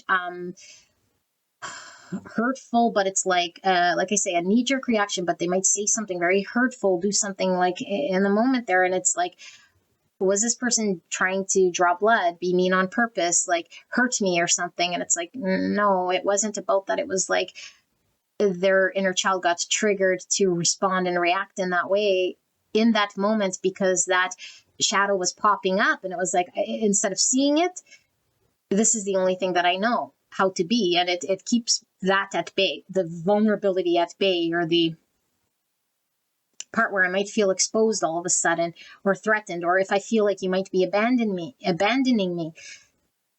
you know, like maybe if I feel you're detaching, or if I feel something that threatens that part of me, then I respond and react. And I think that it's not in a healthy, nice way here, because I can't help but see what I saw as a child, and that keeps replaying in my mind that I'm unworthy, or that it was my fault, you know?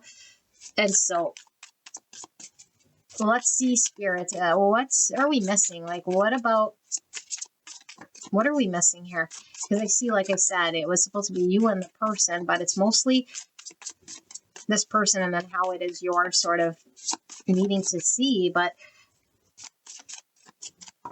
I guess it kind of is, you know, where this person is not seeing correctly. You know, it's because if I don't see myself correctly, then how can I see the situation correctly? I can't see this connection for how it is. So I create imbalance. I create suffering. I create challenges. I create overbearing situations. I become very stubborn. And all I know is what I experienced in the past was very real to me. So, Spirit's clear and concise message for the greatest and highest good of pile number 2. What am I missing here in regards to what pile 2's person and pile 2 might not be understanding about each other in this connection? Clear and concise message for the greatest and highest good. Please protect me and the viewer as I channel this message. Thank you so much, pile 2, for allowing me to tap into your energy, the energy around you at this time. I'm so blessed to be here doing this reading. And one more. Okay, I feel like this might be a separate story. We'll put that right over here. One more, Spirit, for this Three of Spirit, which is the Three of Wands in reverse. Why is this Three of Wands in reverse here? Okay, so let's read what we have. We have Three of Somatics, Three Pentacles, Nine Swords, which is the Nine of Thoughts.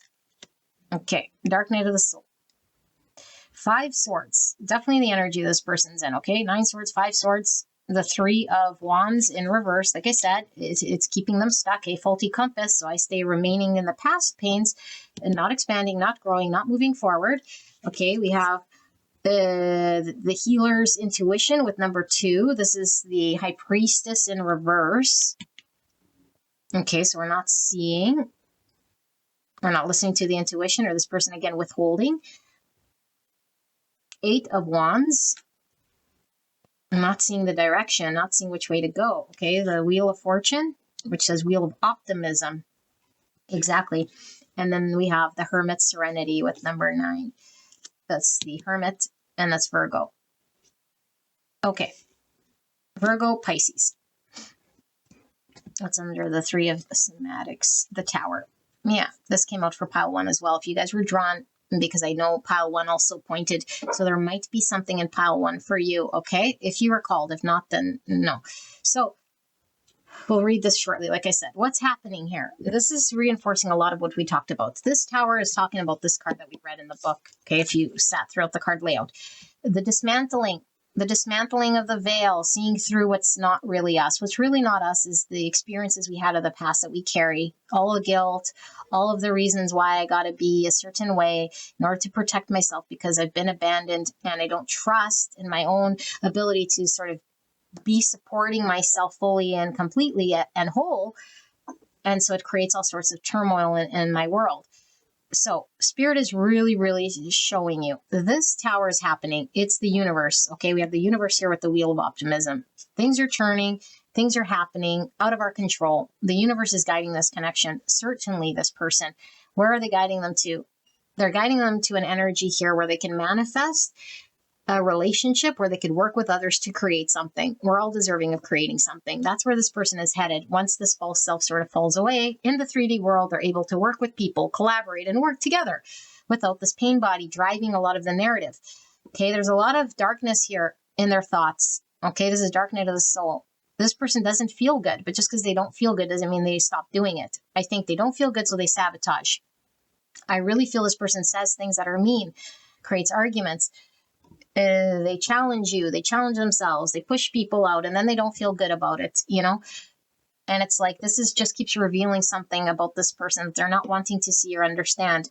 Okay, the truth is hidden, and I feel like this person is also not telling you potentially the truth of their deepest feelings, because again, this is how I gain control and power, but it's really not. You know, this person isn't empowered by allowing themselves to be vulnerable and honest. It's like, so I cling more to my need for power, which is withholding and not telling. And then it creates these arguments. And I start to think I have control because, look, I'm in charge of the arguments or what's being said and done. But it's like, no, you're just creating sabotage and you're in line with the false self to protect self. So Spirit is saying this is slowly turning. Okay, this is in my present position. I feel like things are shifting here. Okay, there might have been an argument you and this person might have had. Okay, maybe several. But I do feel like there might have been one sabotage too many, or just whatever conversation we had or an experience that they had that left them feeling really sort of finally understanding or seeing, or like the heaviness of the weight of that conversation or whatever happened is guiding this person out of this energy. This person's being guided to move, to not be stagnant, to find and cultivate that fire.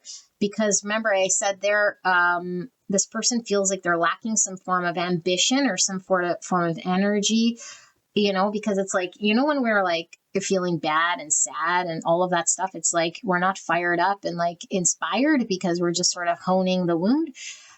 But once we sort of work through the pain, it's like then we start to feel cheery again or like fired up again, you know. And so this energy is one of like, oh, screw relationship, you know, I've been hurt or whatever.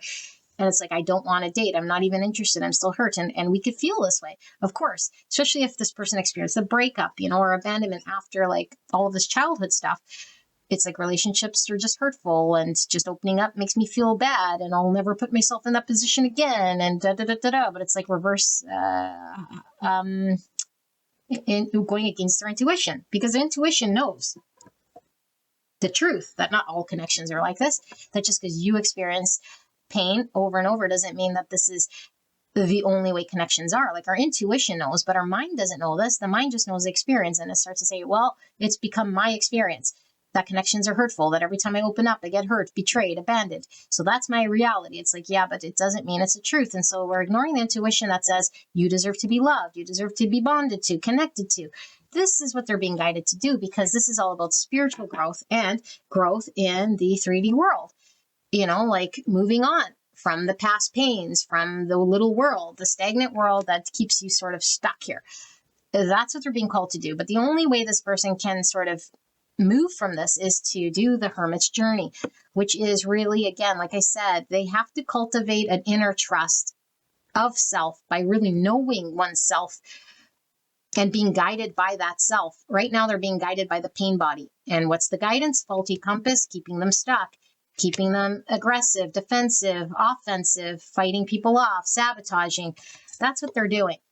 And it's like, no, that's not knowing yourself. That's just listening to the pain body and then reacting and responding and letting it out externally until they just become tired of like pushing everyone out and hurting everyone. It's like, no, now I need to understand why I was hurt, really connect to what my intuition is telling me, which is trying to move me forward in this connection by working together and creating something. So that false self that's really there to protect me, thank you, but I don't need you, because now you're becoming destructive. Now you're getting in the way of me building something.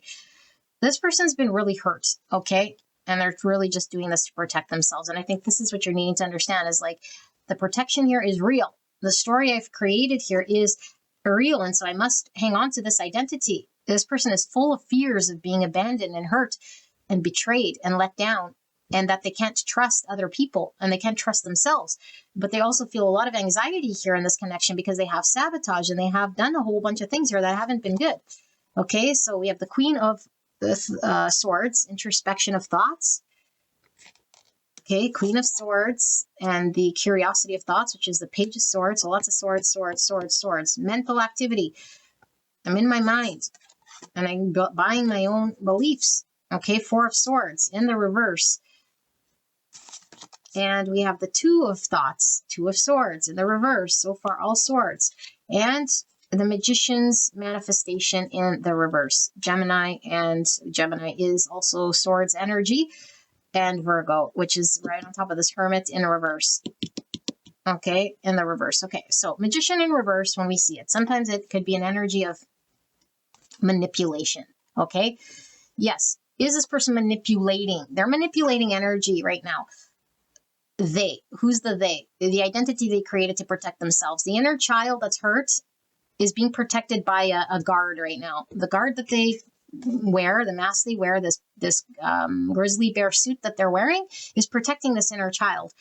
It will do everything it can to protect this inner child that's been hurt in the past. So now I'm going to be in this grizzly bear energy. Which means I'm going to manipulate whatever I need to in order to survive. It's a survival mode. And so this connection, if it's threatening this child, I'm going to do what I can. And so all that I keep manifesting here is the same sort of manifestations that I'm resulting in, which have been 5 swords, 9 swords. Okay. So is that child protected? It might feel protected, but all I'm manifesting is disappointments. So now there's a lot of swords activity. This person is completely hella stuck in their mind, okay? And I feel like what this person is being really called to do is to sit, to reflect, and to heal. That's 3 swords. This is being shown to them. It's finally cracking open as an understanding that they have to come to terms with an experience that's been painful, to integrate the wisdom of what they've experienced into a knowing of how to engage. It's still a wisdom, it's an experience, but it doesn't dictate all truths. It's just one experience of one understanding that they've seen, and they can have that as, yes, abandonment happens when people lie or people hurt you, and that is something of experience as a pain. But I also am beginning to understand now that there's also a healed version. And so I feel like this person might feel like,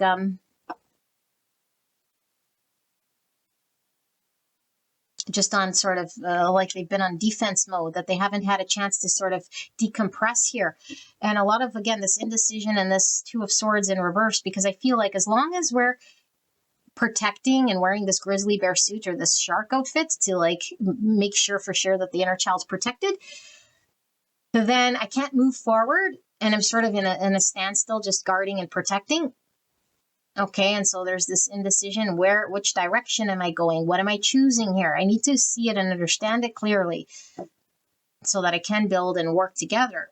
And the only way that this becomes clear is by cutting through any of the false information, false self-identities, by the tower deconstructing. Okay, so Spirit is talking about this connection, moving towards collaboration, working together. But right now there's seeing through thoughts that are untrue, seeing through experiences, integrating wisdom, working through the indecision and the choices we have made and why we've been making them, and looking at what we have now, because I feel like this person might find themselves empty-handed with this Magician in reverse is what I feel. So it's like either you left, or I look back on this connection. It's like it didn't result in harmony and peace. It's not balance. It's like I can't ignore the fact of what I see in the material world is what I see. And when I see things in a certain way, I take it and then I make up a story. Now, is the story that I'm saying in reality, or is the story that I'm saying sort of still upkeeping, protecting this inner child? Okay, so if I find myself sort of alone, if I find myself that I haven't manifested something here and I experienced in the past something with you, it's like I have these two contrasting worlds. And so I have to be honest with myself. I have to start to ask myself tough questions. Was I pushing you out? Was I like sabotaging? Was I creating arguments here because really I was scared, or I was anxious, or I was fearful you'd leave me, or that you'd leave me like everyone else or abandon me? That's why I was doing what I was doing. I think this person's starting to understand. And the more they start to understand this, the more they sort of heal, and the more they're able to then manifest here and really show up. Okay, because really the only way for there to be an understanding is to get rid of what is not clear, what is not true. What's not true is that this person has to be a bear, has to keep defending this inner child in the way that they are. No, this child could still be protected in a healthy way. They can deal with this guilt when they sort of connect to themselves. They could trust themselves not to abandon. They could trust themselves to be vulnerable and open within themselves. They don't have to hand this to other people, easily, readily available, and then cross your fingers and hope that they're not betrayed. That's not how it happens. But this is their understanding. I was betrayed. I was hurt. And so it's either I do it or I don't do it. And here I don't do it. And now I'm stuck here with this faulty compass, because the pain is the compass that I'm using to keep me here rather than to, accept some form of movement. Because I do feel this person wants to build and move and create something beautiful. Who doesn't? Of course they do. Okay, and they have love here for you. But this is what's really sort of triggered them to sort of, have to deal with this thing. So, beautiful angel, this is your reading. I hope this helped you, and I love you very much. I do feel like you guys might have another pile. I do, because this was really sort of more one-sided. Okay, but I mean, one-sided is really not necessarily, because as this person sort of sees you through this veil, you're seeing them through the veil, like I mentioned, So it does sort of help you, since you're the one here, how to sort of navigate or understand this. There's nothing you're doing or can do, What's happened in the past is really the driver of this person's actions, but your love and your compassion and them having the contrast is what sort of cracks through and allows them to see what's not real. What's not real is this version of everyone is out to abandon me or hurt me or like create this thing, All right. So I'll see you guys at the next one. Bye-bye. Beautiful angels, pile number 3. These readings are fairly long, longer than I expected. So you guys pulled this or picked this card, okay, with the hand and the intuitive eye. And so, as promised, all the piles, I pulled an extra cope card here, okay? Most of the cards were pulled by twos, and what I was intending on doing was doing a you versus them. this sort of on either side, but Spirit wanted me to just put all the cards out and then channel what comes through. Okay, so it could be multiple energies in there. There could be just you and your person in there. I don't know, but I will channel it, and then you apply whose energy it is and the messaging as you sort of see it applied. Okay, I might say it's you, it's your person, vice versa. So yeah, the best way to sort of know whether this is going to be your pile is to sit through this card layout in which I lay these cards out and use your intuition, which you'll see, feel, or hear to determine whether this is your pile. Okay, don't force it to fit. If you are in tune with your intuition, you can go straight away to the channeled message. Okay, so I do feel, though, that I might need to use the washroom real quickly before I do this channel because I realized they go on forever. So I'll be right back, okay? One sec. Alrighty, let's get to it. So if you guys were drawn to pile 1, okay, you might have a message in there because that came through with pile 1. But anyway, only if you're called. So let's take a look at these cards, shall we? We have this intuitive card here. It looks like a mother with 2 children. She looks kind of worried or in deep thought about something. So we could definitely have children, could be a confirmation, but it could represent inner child. Could have 2 children here, could represent the masculine, feminine inner child. And then we have this person, and they're naked, but it looks like they're standing in front of an opening with, it looks like creatures on the other side. You see all these yellow eyes? A cave or something unknown. I don't want to use such a big cover up here. Let's use this. Okay, just put that there. See? Then we have this lioness. Looks like she might be on the prowl.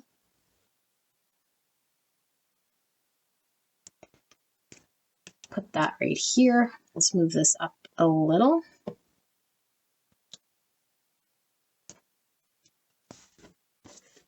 Okay, and then we have the 2 fish. So fishes talk about prosperity. Fishes could talk about submersing ourselves in our emotions, could talk about maybe being a little bit aimless or having to navigate through something that might be very emotionally sort of deep. Okay, we see 2 here though. 2 could be talking about the partnership. Okay, and then we see the vulture. So vultures sometimes get a bad rap, but they keep the ecosystem sort of going, you know, by like they eat the scraps and stuff like this. And yeah, but it's sort of like vultures could be very ruthless even, maybe. Okay, vulture. All right, and then we have overwhelmed. Wow, look at that.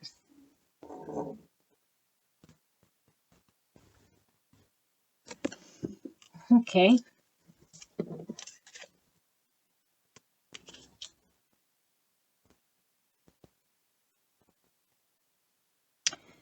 We have equanimity with a virtue growth level 94, the number 4. So 4 is the number of structure, foundation, stability, planning. It is emperor energy. It's also death energy, which is transformation, Scorpio. Okay, Aries. So it says depth of feelings, detachment, calmness, sensitivity, stabilized mood, emotional mastery. Type 4, the individualist, emotional center between lack and abundance. I feel emotional mastery coming from this card here. It's almost like a detachment or a need for calmness, a stabilized mood here, although there is something going on beneath the surface here. Lioness, I'm feeling feminine energy, sorry. Even though I'm getting masculine from this hand, I'm getting Aries. Okay, and then we have 58 or 4 again, Aries energy. Okay, or Scorpio. Ego's pitfall, stress level, neglected daily life, spiritual victimization, feeling unworthy, idolization, comparison, desire of recognition, attachment to the past. Type 4, the individualist, emotional center between lack and abundance. I'm feeling this energy again here. And maybe feeling unworthy, maybe like some form of, yeah, like in thought of something of the past or something plaguing this person, feels like. Okay, and then we have 28 or 1. So 1 is all about new beginnings, potential opportunity, relationship skill, ego level with righteousness, moral values, integrity, respect, rigor, honesty, and reliability. Type 1, the perfectionist, instinctive center between control and letting go. Okay, and then we have shame with 33. 33 is a master number, reproduction, creativity, humor, Christ consciousness, joy, and harmony. Shame. And then we have their goodness, 13. So Scorpio energy pulling through, transformation, more Aries energy as well. And here we have lovers and devil. Okay, so we have Capricorn and Gemini with the number 6. Their goodness. Okay, and then we have Neptune energy, number 9. So this is Pisces energy. This could be very in tune with the divine, dreams. Okay, spiritual energy, fantasy. And then we have the thread, 70. So I'm being called to read the thread here. Let's see. Thread. Where did we put it? 70. There it is.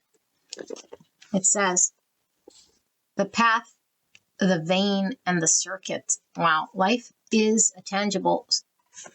So much happens simultaneously and circuitously, leaving us grappling for meaning and direction. Remember, I talked about the fish here. Okay, in a network of distractions. When we connect to the energy of the thread, however, we strike the deepest vein in the body, our whole being responds to its tug. Meaning is pumped through our bloodstream, our mind and spirits are lifted. We remember who we are and what we came into this world to do. Though this happens on the most profound level, it could be the simplest incident that activates the thread. A song, an image, a conversation heard in passing. No matter how confusing and multi-layered our modern lives become, if we are connected to the thread, we are free. Being tethered to it is the only anchor our heart requires. When in light, the circuit of meaning without chaos. When in dark, binding, frustrating, and taunt. So I'm getting this as well. It's being connected to some greater meaning and purpose. Okay, and then we have Mercury, Jupiter. Okay, so Mercury, ruling planet for Gemini and Virgo. Jupiter is the ruling planet for Sagittarius, Pisces. So I feel there's a purpose here in regards to this person's acting and talking and walking some authentic truth. Okay, 23 or the number 5. 5 would require change, rebuild. Okay, and here we have 40, another 4. There's a lot of 4s here. So 444, we might be seeing as an angel number. 44, integrity as a foundation, treating the earth as home, manifestation and leadership. Again, the 4 is structure, foundations, is emperor energy. Okay, material reality and problem solving. This is Mars and Chiron. So Mars is the ruling planet for Aries and Scorpio. Okay, Chiron's the wounded healer. We have illusion. Seek reality, even if it's raw and challenging. This could be strengthening some form of illusion, potentially, if we're in daydream. Okay, so mirage, fantasy, and deception. Are we deceiving ourselves? So illusion. And then we also have desire. Harness its power to manifest dreams, not delusions, right beside illusion. Longing, yearning, and craving. Okay, and then we have number 12, which is the 12th house, house of the mystic. So the house of the mystic, I'll hold up here for you guys to see.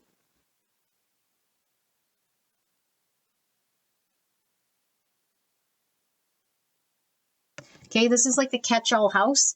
It's about endings, closures. It's all about healing. It's solitude. It's karma. It's old age, afterlife, what's hidden. Okay, it's limiting beliefs. It's the subconscious. All of that's kind of captured here in the 12th house. Okay, and then we have the teacher. Light attributes ability to communicate knowledge, experience, skill, or wisdom. Shadow attributes manipulating or abusing students, teaching negative traits and destructive skills. And we have the mystic. Light attributes revels in intimate union with the divine. Shadow attributes delusional rapport with the divine. So we have a lot about the delusion, illusion coming through. Okay, mystic. This could definitely be the connection to the divine. And then we have speculation. Jupiter in Cancer and another 4. Lots of 4s in this reading. Okay, so Aries, Scorpio energy. We're seeing a crab, which could be Cancer energy as well. We see Cancer there. So speculation. What is speculation? Speculation is a preconceived judgment, an understanding or a bias or something, that we already carry. There's the intuitive eye. This intuitive eye was in the middle of the hand. And so we take action based on our intuition. Okay, but are we defensive? And the Cancer could talk about family, could talk about emotions. Are we protecting or defending ourselves? Do we know proper boundaries? Something is being shown intuitively or some form of intuitive action. Wow. Okay, and then we have loss. And here we have Saturn in, what is this sign again? This is Pisces.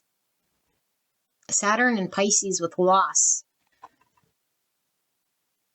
And 12th house again. So 12 is 3, okay? Empress, Hangman, Pisces, Taurus, Libra, growth, relationships, initial success, communication, which we were getting from somewhere, I forget. Oh yeah, Mercury, communication. Okay, loss, so death energy as well, which is that Scorpio energy. Okay, let me channel this, okay?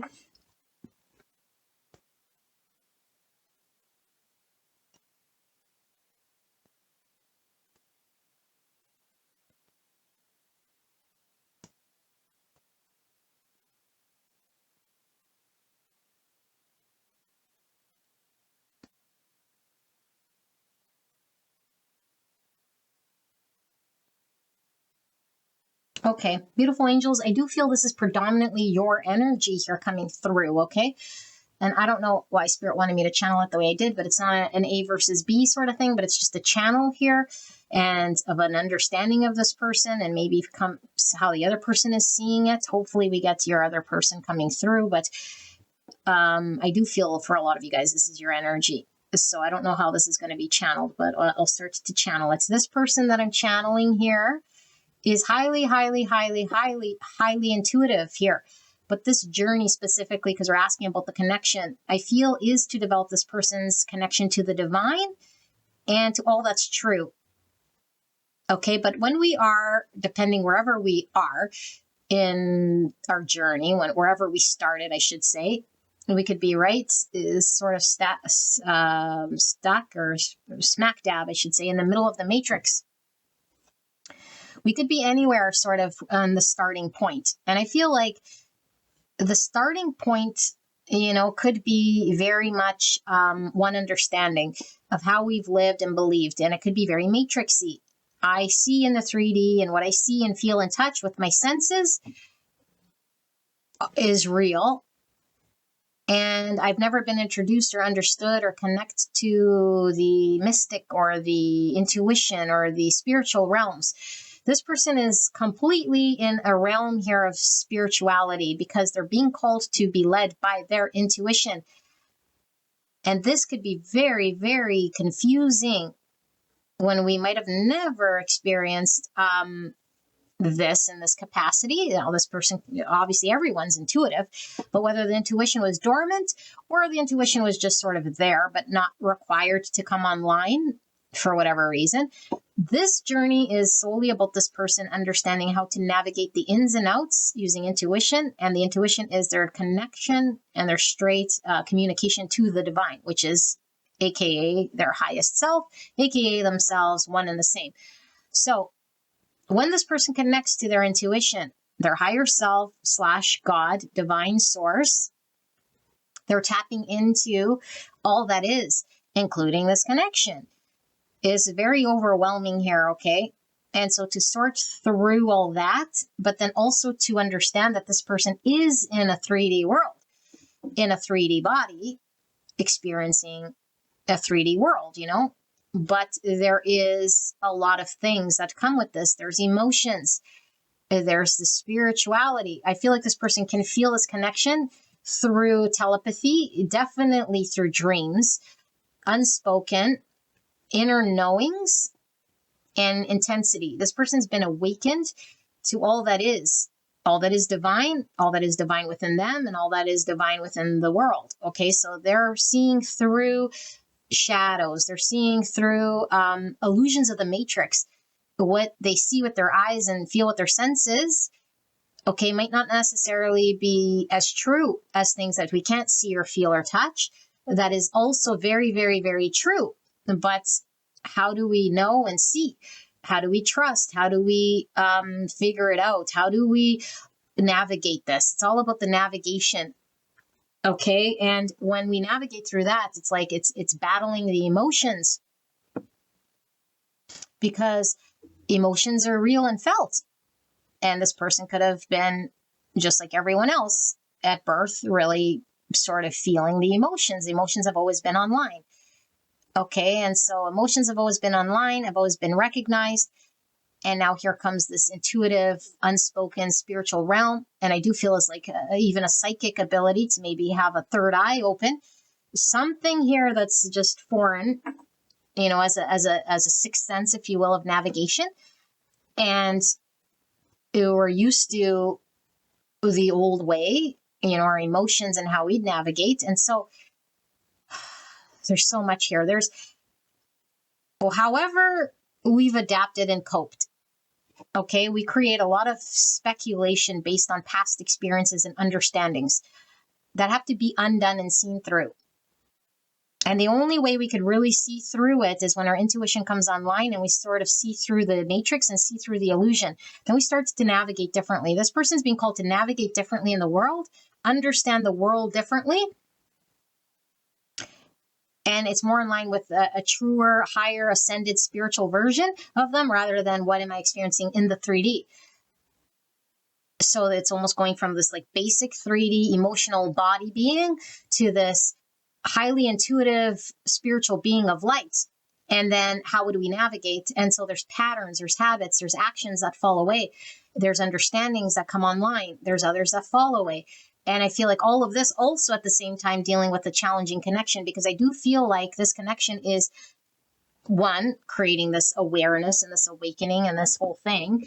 Now, it's not creating it, but it's certainly mirroring this person, this thing, awakened this thing within this person that's always been there, by the way. It's just coming online. And then it's like this connection is pushing this person in the 3D world, because I do feel like there's something about this person feeling very, having to balance this and having to work through sort of what might be a limitation and what might not be a limitation.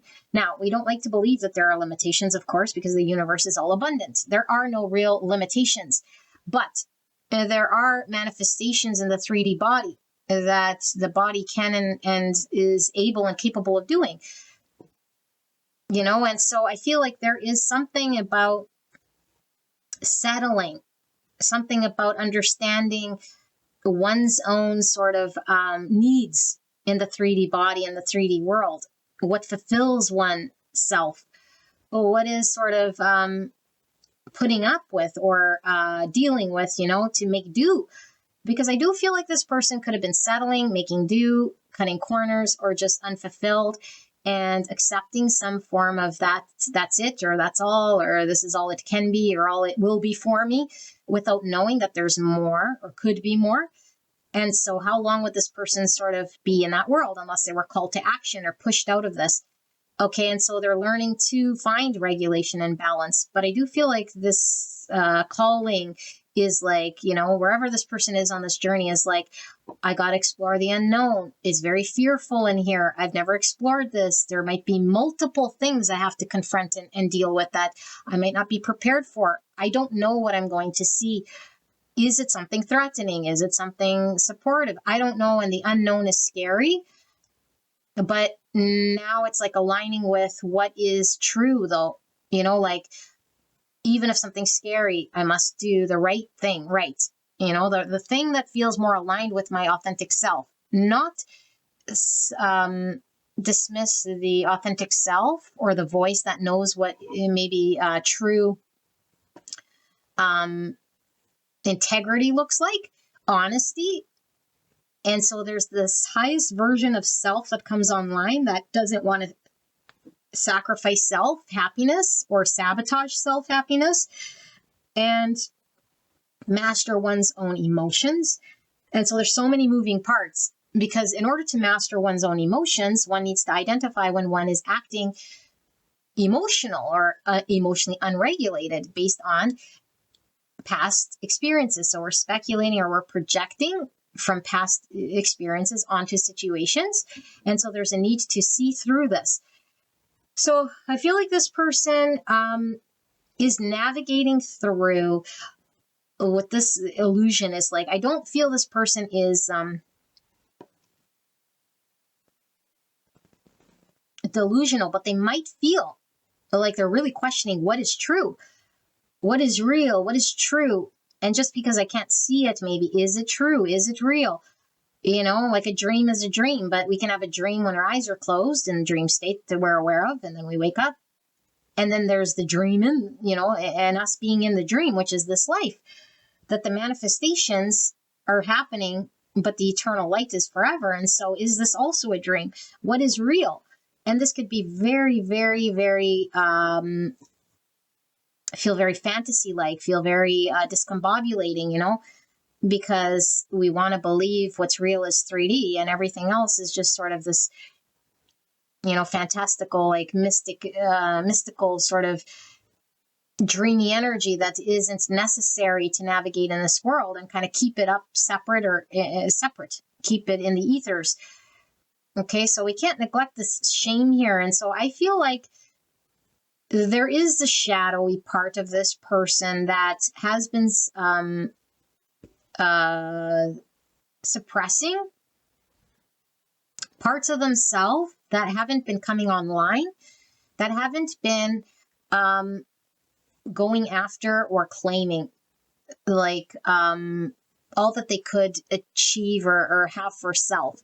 Because I do feel like there was a settling, and maybe there was, that's all I sort of am here for, that I'm deserving of, out of a belief that isn't necessarily true. And so this could be a simple belief as, you know, a woman should be a provider and a mother, and all of her dreams, aspirations, and her wishes and everything else kind of sits on the back burner and doesn't get fulfilled, because that is her purpose, her calling, and what she's committed to, and that's it.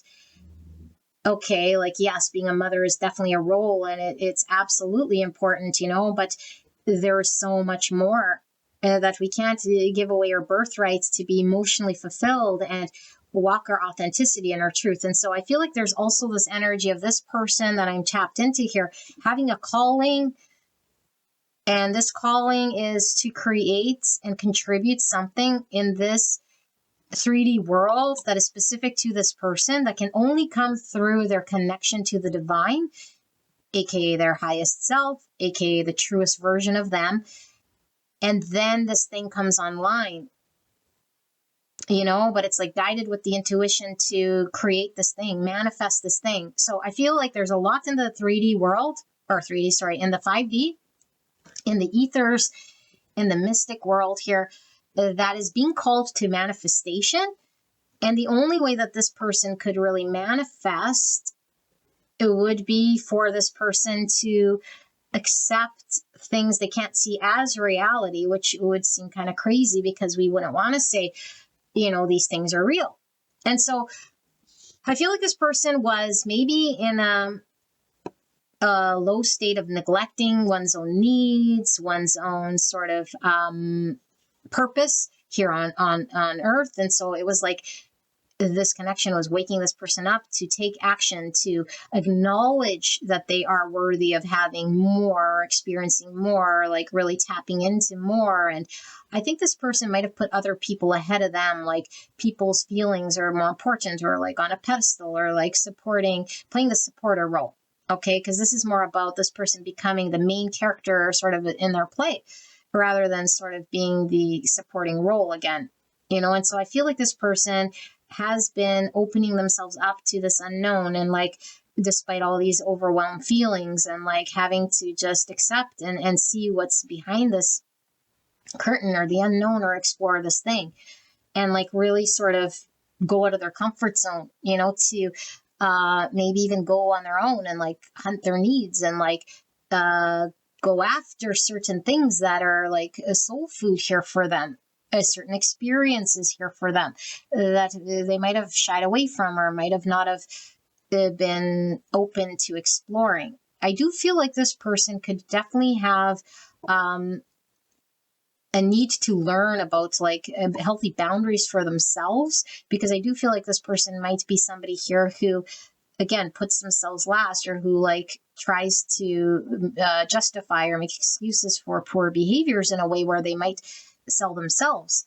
Okay, and this could really be the coming from this shame or this less than energy. So rather than this righteous energy of like, I'm doing the moral thing and I'm putting other people first, and like I'm having this mother energy, and that's how I'm chalking it up as, it's really like, no, it's like I don't see my own self-worth, or that I'm worthy of, or my emotions are equally as valid, and that I'm just as equally justified, and I don't need to put up with like scraps or pick through leftovers, or like have to fight for what it is that I want or need, because what I want or need is already here in front of me and should come to me without me having to chase it, or like have to strategize for it, or plan for it, or be like in search of it.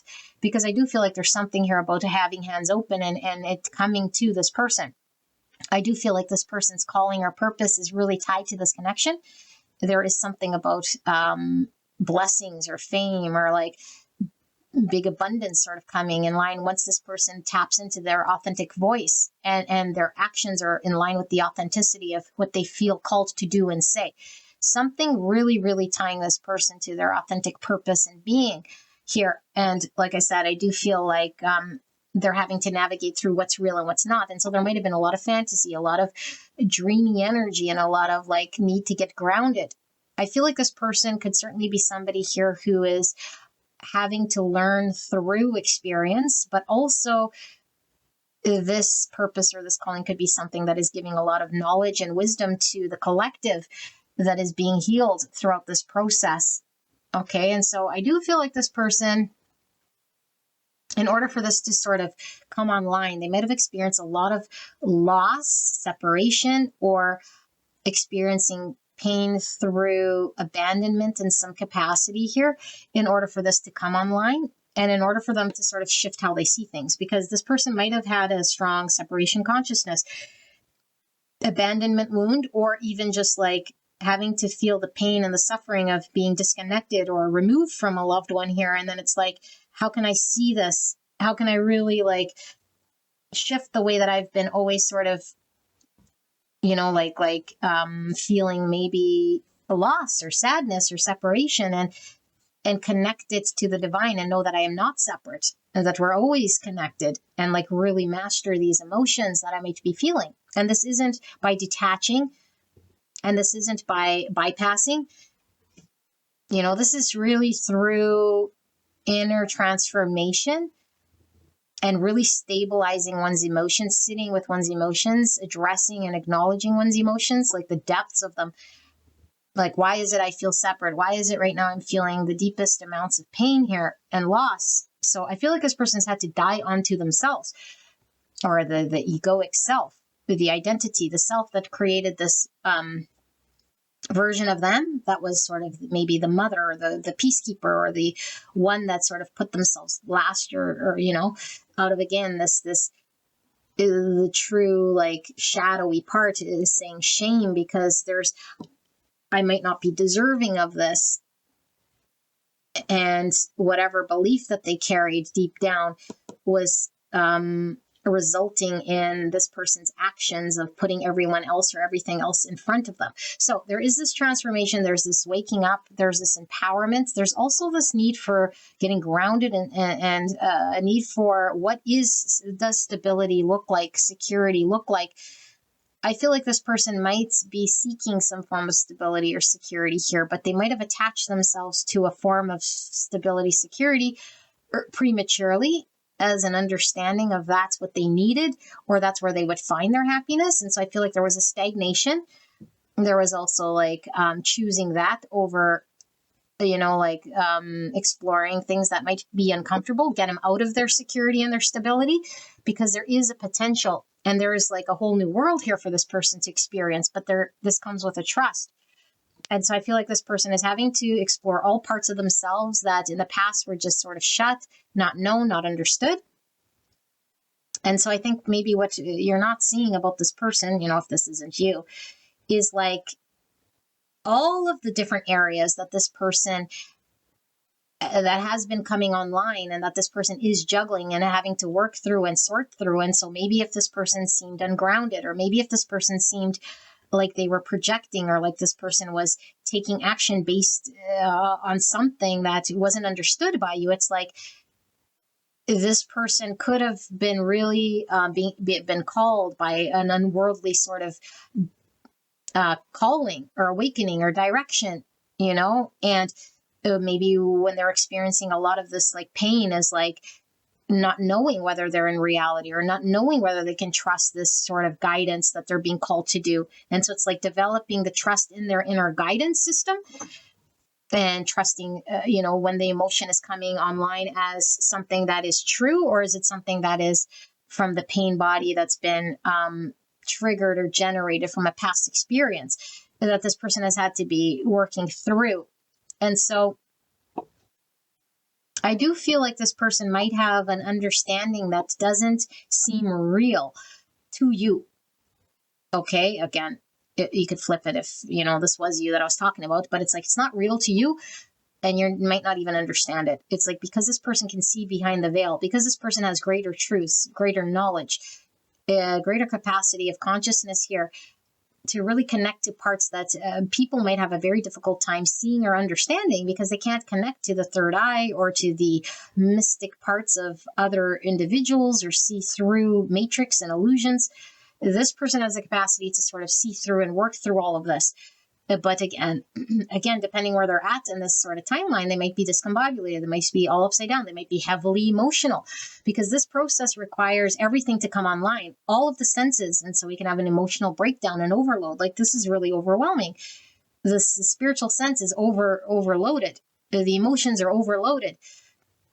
The shadow could be really highlighted. The dreams could be highly like intense, and they could be overloaded. The telepathy between you and this person could be overwhelming. This person could have intense feelings for you and maybe put you on some sort of pedestal, or see you from this greater perspective. There could be an overload of this. How do I manage? How do I balance? How do I address my own maybe lack of boundaries or inferiority, or permission for myself to engage in a way here that is more calm, more stabilized?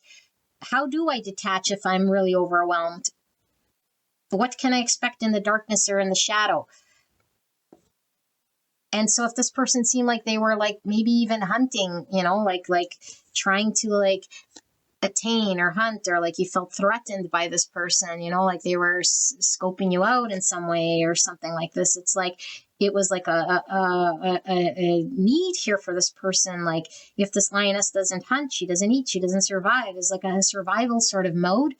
But I feel like this person might have felt like, again, like they had to pick through scraps, or like put up with like bits, and like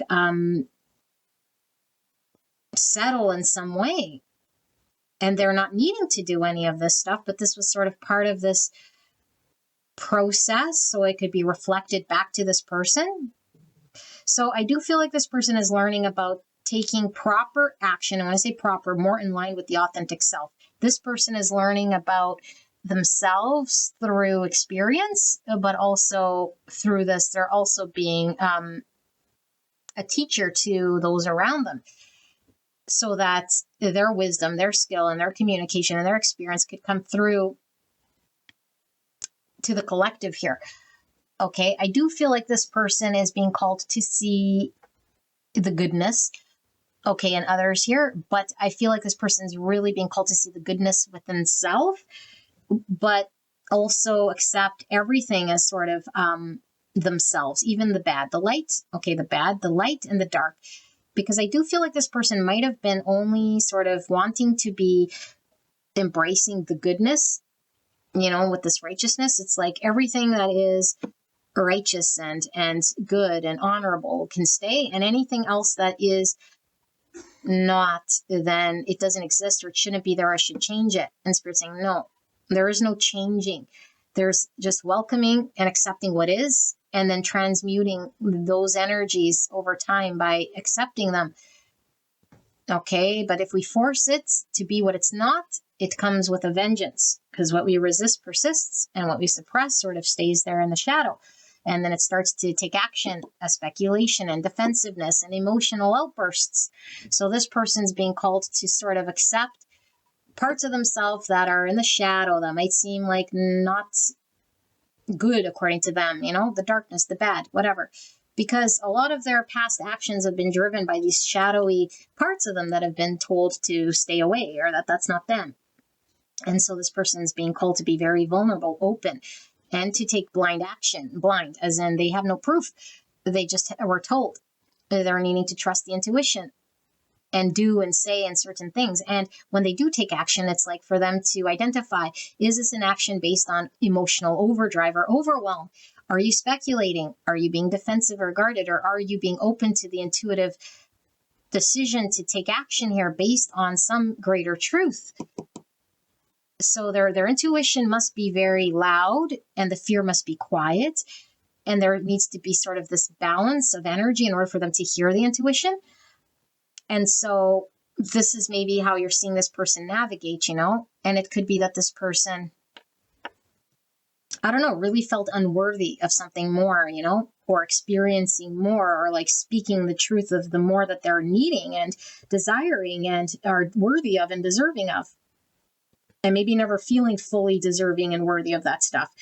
And so I do feel like there was a desire that was like driving this person, and it could be their attachment to this connection or to an outcome, or to like listen to the ego towards something here that might have reflected back to this person and need to trust the divine. And so the emotions could have been very intense here, super intense. And then it's like processing a loss, processing a separation, processing the reality, and then coming to terms with really what the truth is. Okay, again, the truth, T with a capital T. So yeah, let's see what the tarot here, because I do feel like for a lot of you guys, this is you. Okay, and maybe your person isn't understanding all of these different sixth sense sort of mystical experiences and downloads and all of this stuff. Let's see, Spirit, what am I missing here in regards to this connection specifically? What's the other person maybe not understanding or seeing here about this? So we have the experience of Spirit. So this is the Knight of Wands in reverse. And we have the introspection of feelings, which is the Queen of Cups. No, sorry, integration of feelings. Integration of feelings in reverse. And this is the Queen of Cups in reverse. Okay, so we have Cancer, Scorpio, Pisces.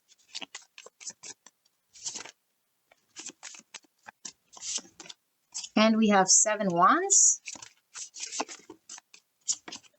And we have 8 Wands. So 7 of Spirits, 8 of Spirits. And then we have the 2 of Thoughts in reverse. 2 Swords. Oops, card went flying. Sorry, 2 cards went flying just like this. So we have the Lovers in reverse. The Lovers alignment with the Doves. Okay, Gemini energy. And then that's clarified by the 6 of Wands in reverse. Bottom of the deck, we have the Hermit. Under the Hermit, we have the High Priestess, which says Healer's Intuition. Yeah, wow, Healer's Intuition. Pisces, Virgo.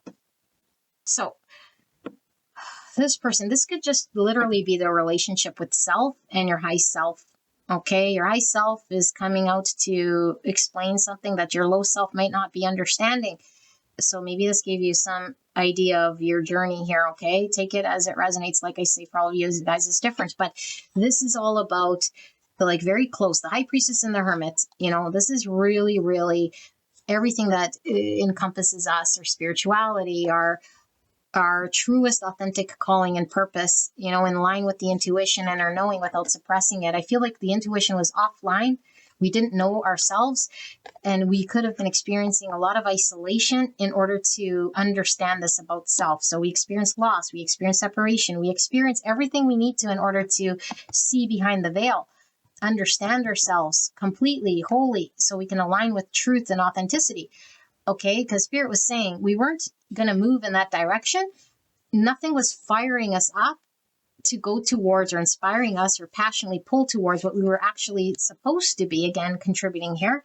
And this is what it was all for. It's like a wake up and a shake up, a need to sort of move in a direction where we were maybe stagnant, stuck, thinking, is this all there is? Like really blinded to the truth, sitting in the matrix world thinking this is all there is, maybe very guarded, even not allowing ourselves to feel deeply, it's sort of like very surface. And so the heart was closed. Our creativity might have been closed. Our self-purpose or life was sort of on standby or stagnant, or we were devoting or contributing to someone else or something else at our own expense. And Spirit was saying, like, we might have protected that or defended that, or we might have been really in that world, and it's like, what were we fighting for? Were we fighting for a purpose, a grander thing here, something that matters more, like being in line with divine and true purpose? Or were we like fighting to like keep a job sort of thing in the matrix? Like where was our energy? Okay, elephant's all about memory. So I do feel like there's a lot of past energy with the speculation of like what we've experienced in the past that sort of created the version of us that wasn't necessarily us, but it was upkeeping those wands. It was making me defensive. It was like making me think that I need to protect that version of me, but is really just an identity version that was created based on an experience. And so our lover's path was blocked. Okay, now I am asking about this connection specifically, but I feel it goes so much beyond this. Okay, to get on the path of the destined connection, but our soul's purpose, really, this person's soul purpose was blocked. This person had to have an ego death. This person wasn't going to align themselves with true victory and purpose and be celebrated and seen for all their beauty and their glory. I feel this person has a role to play sort of in the public eye, or something that they're being exposed to or shown, and they were playing it small or being like removed. And it's like, no, you're not removed. You're being called to walk this destined path, this purpose, and find the true peace, because I feel like whatever they were doing was actually not peaceful. I feel it was tiring. I feel it was like upkeeping something, exhausting. And it was like they felt they had to, because that's how they learned, or that's what was trained, what they were trained to do.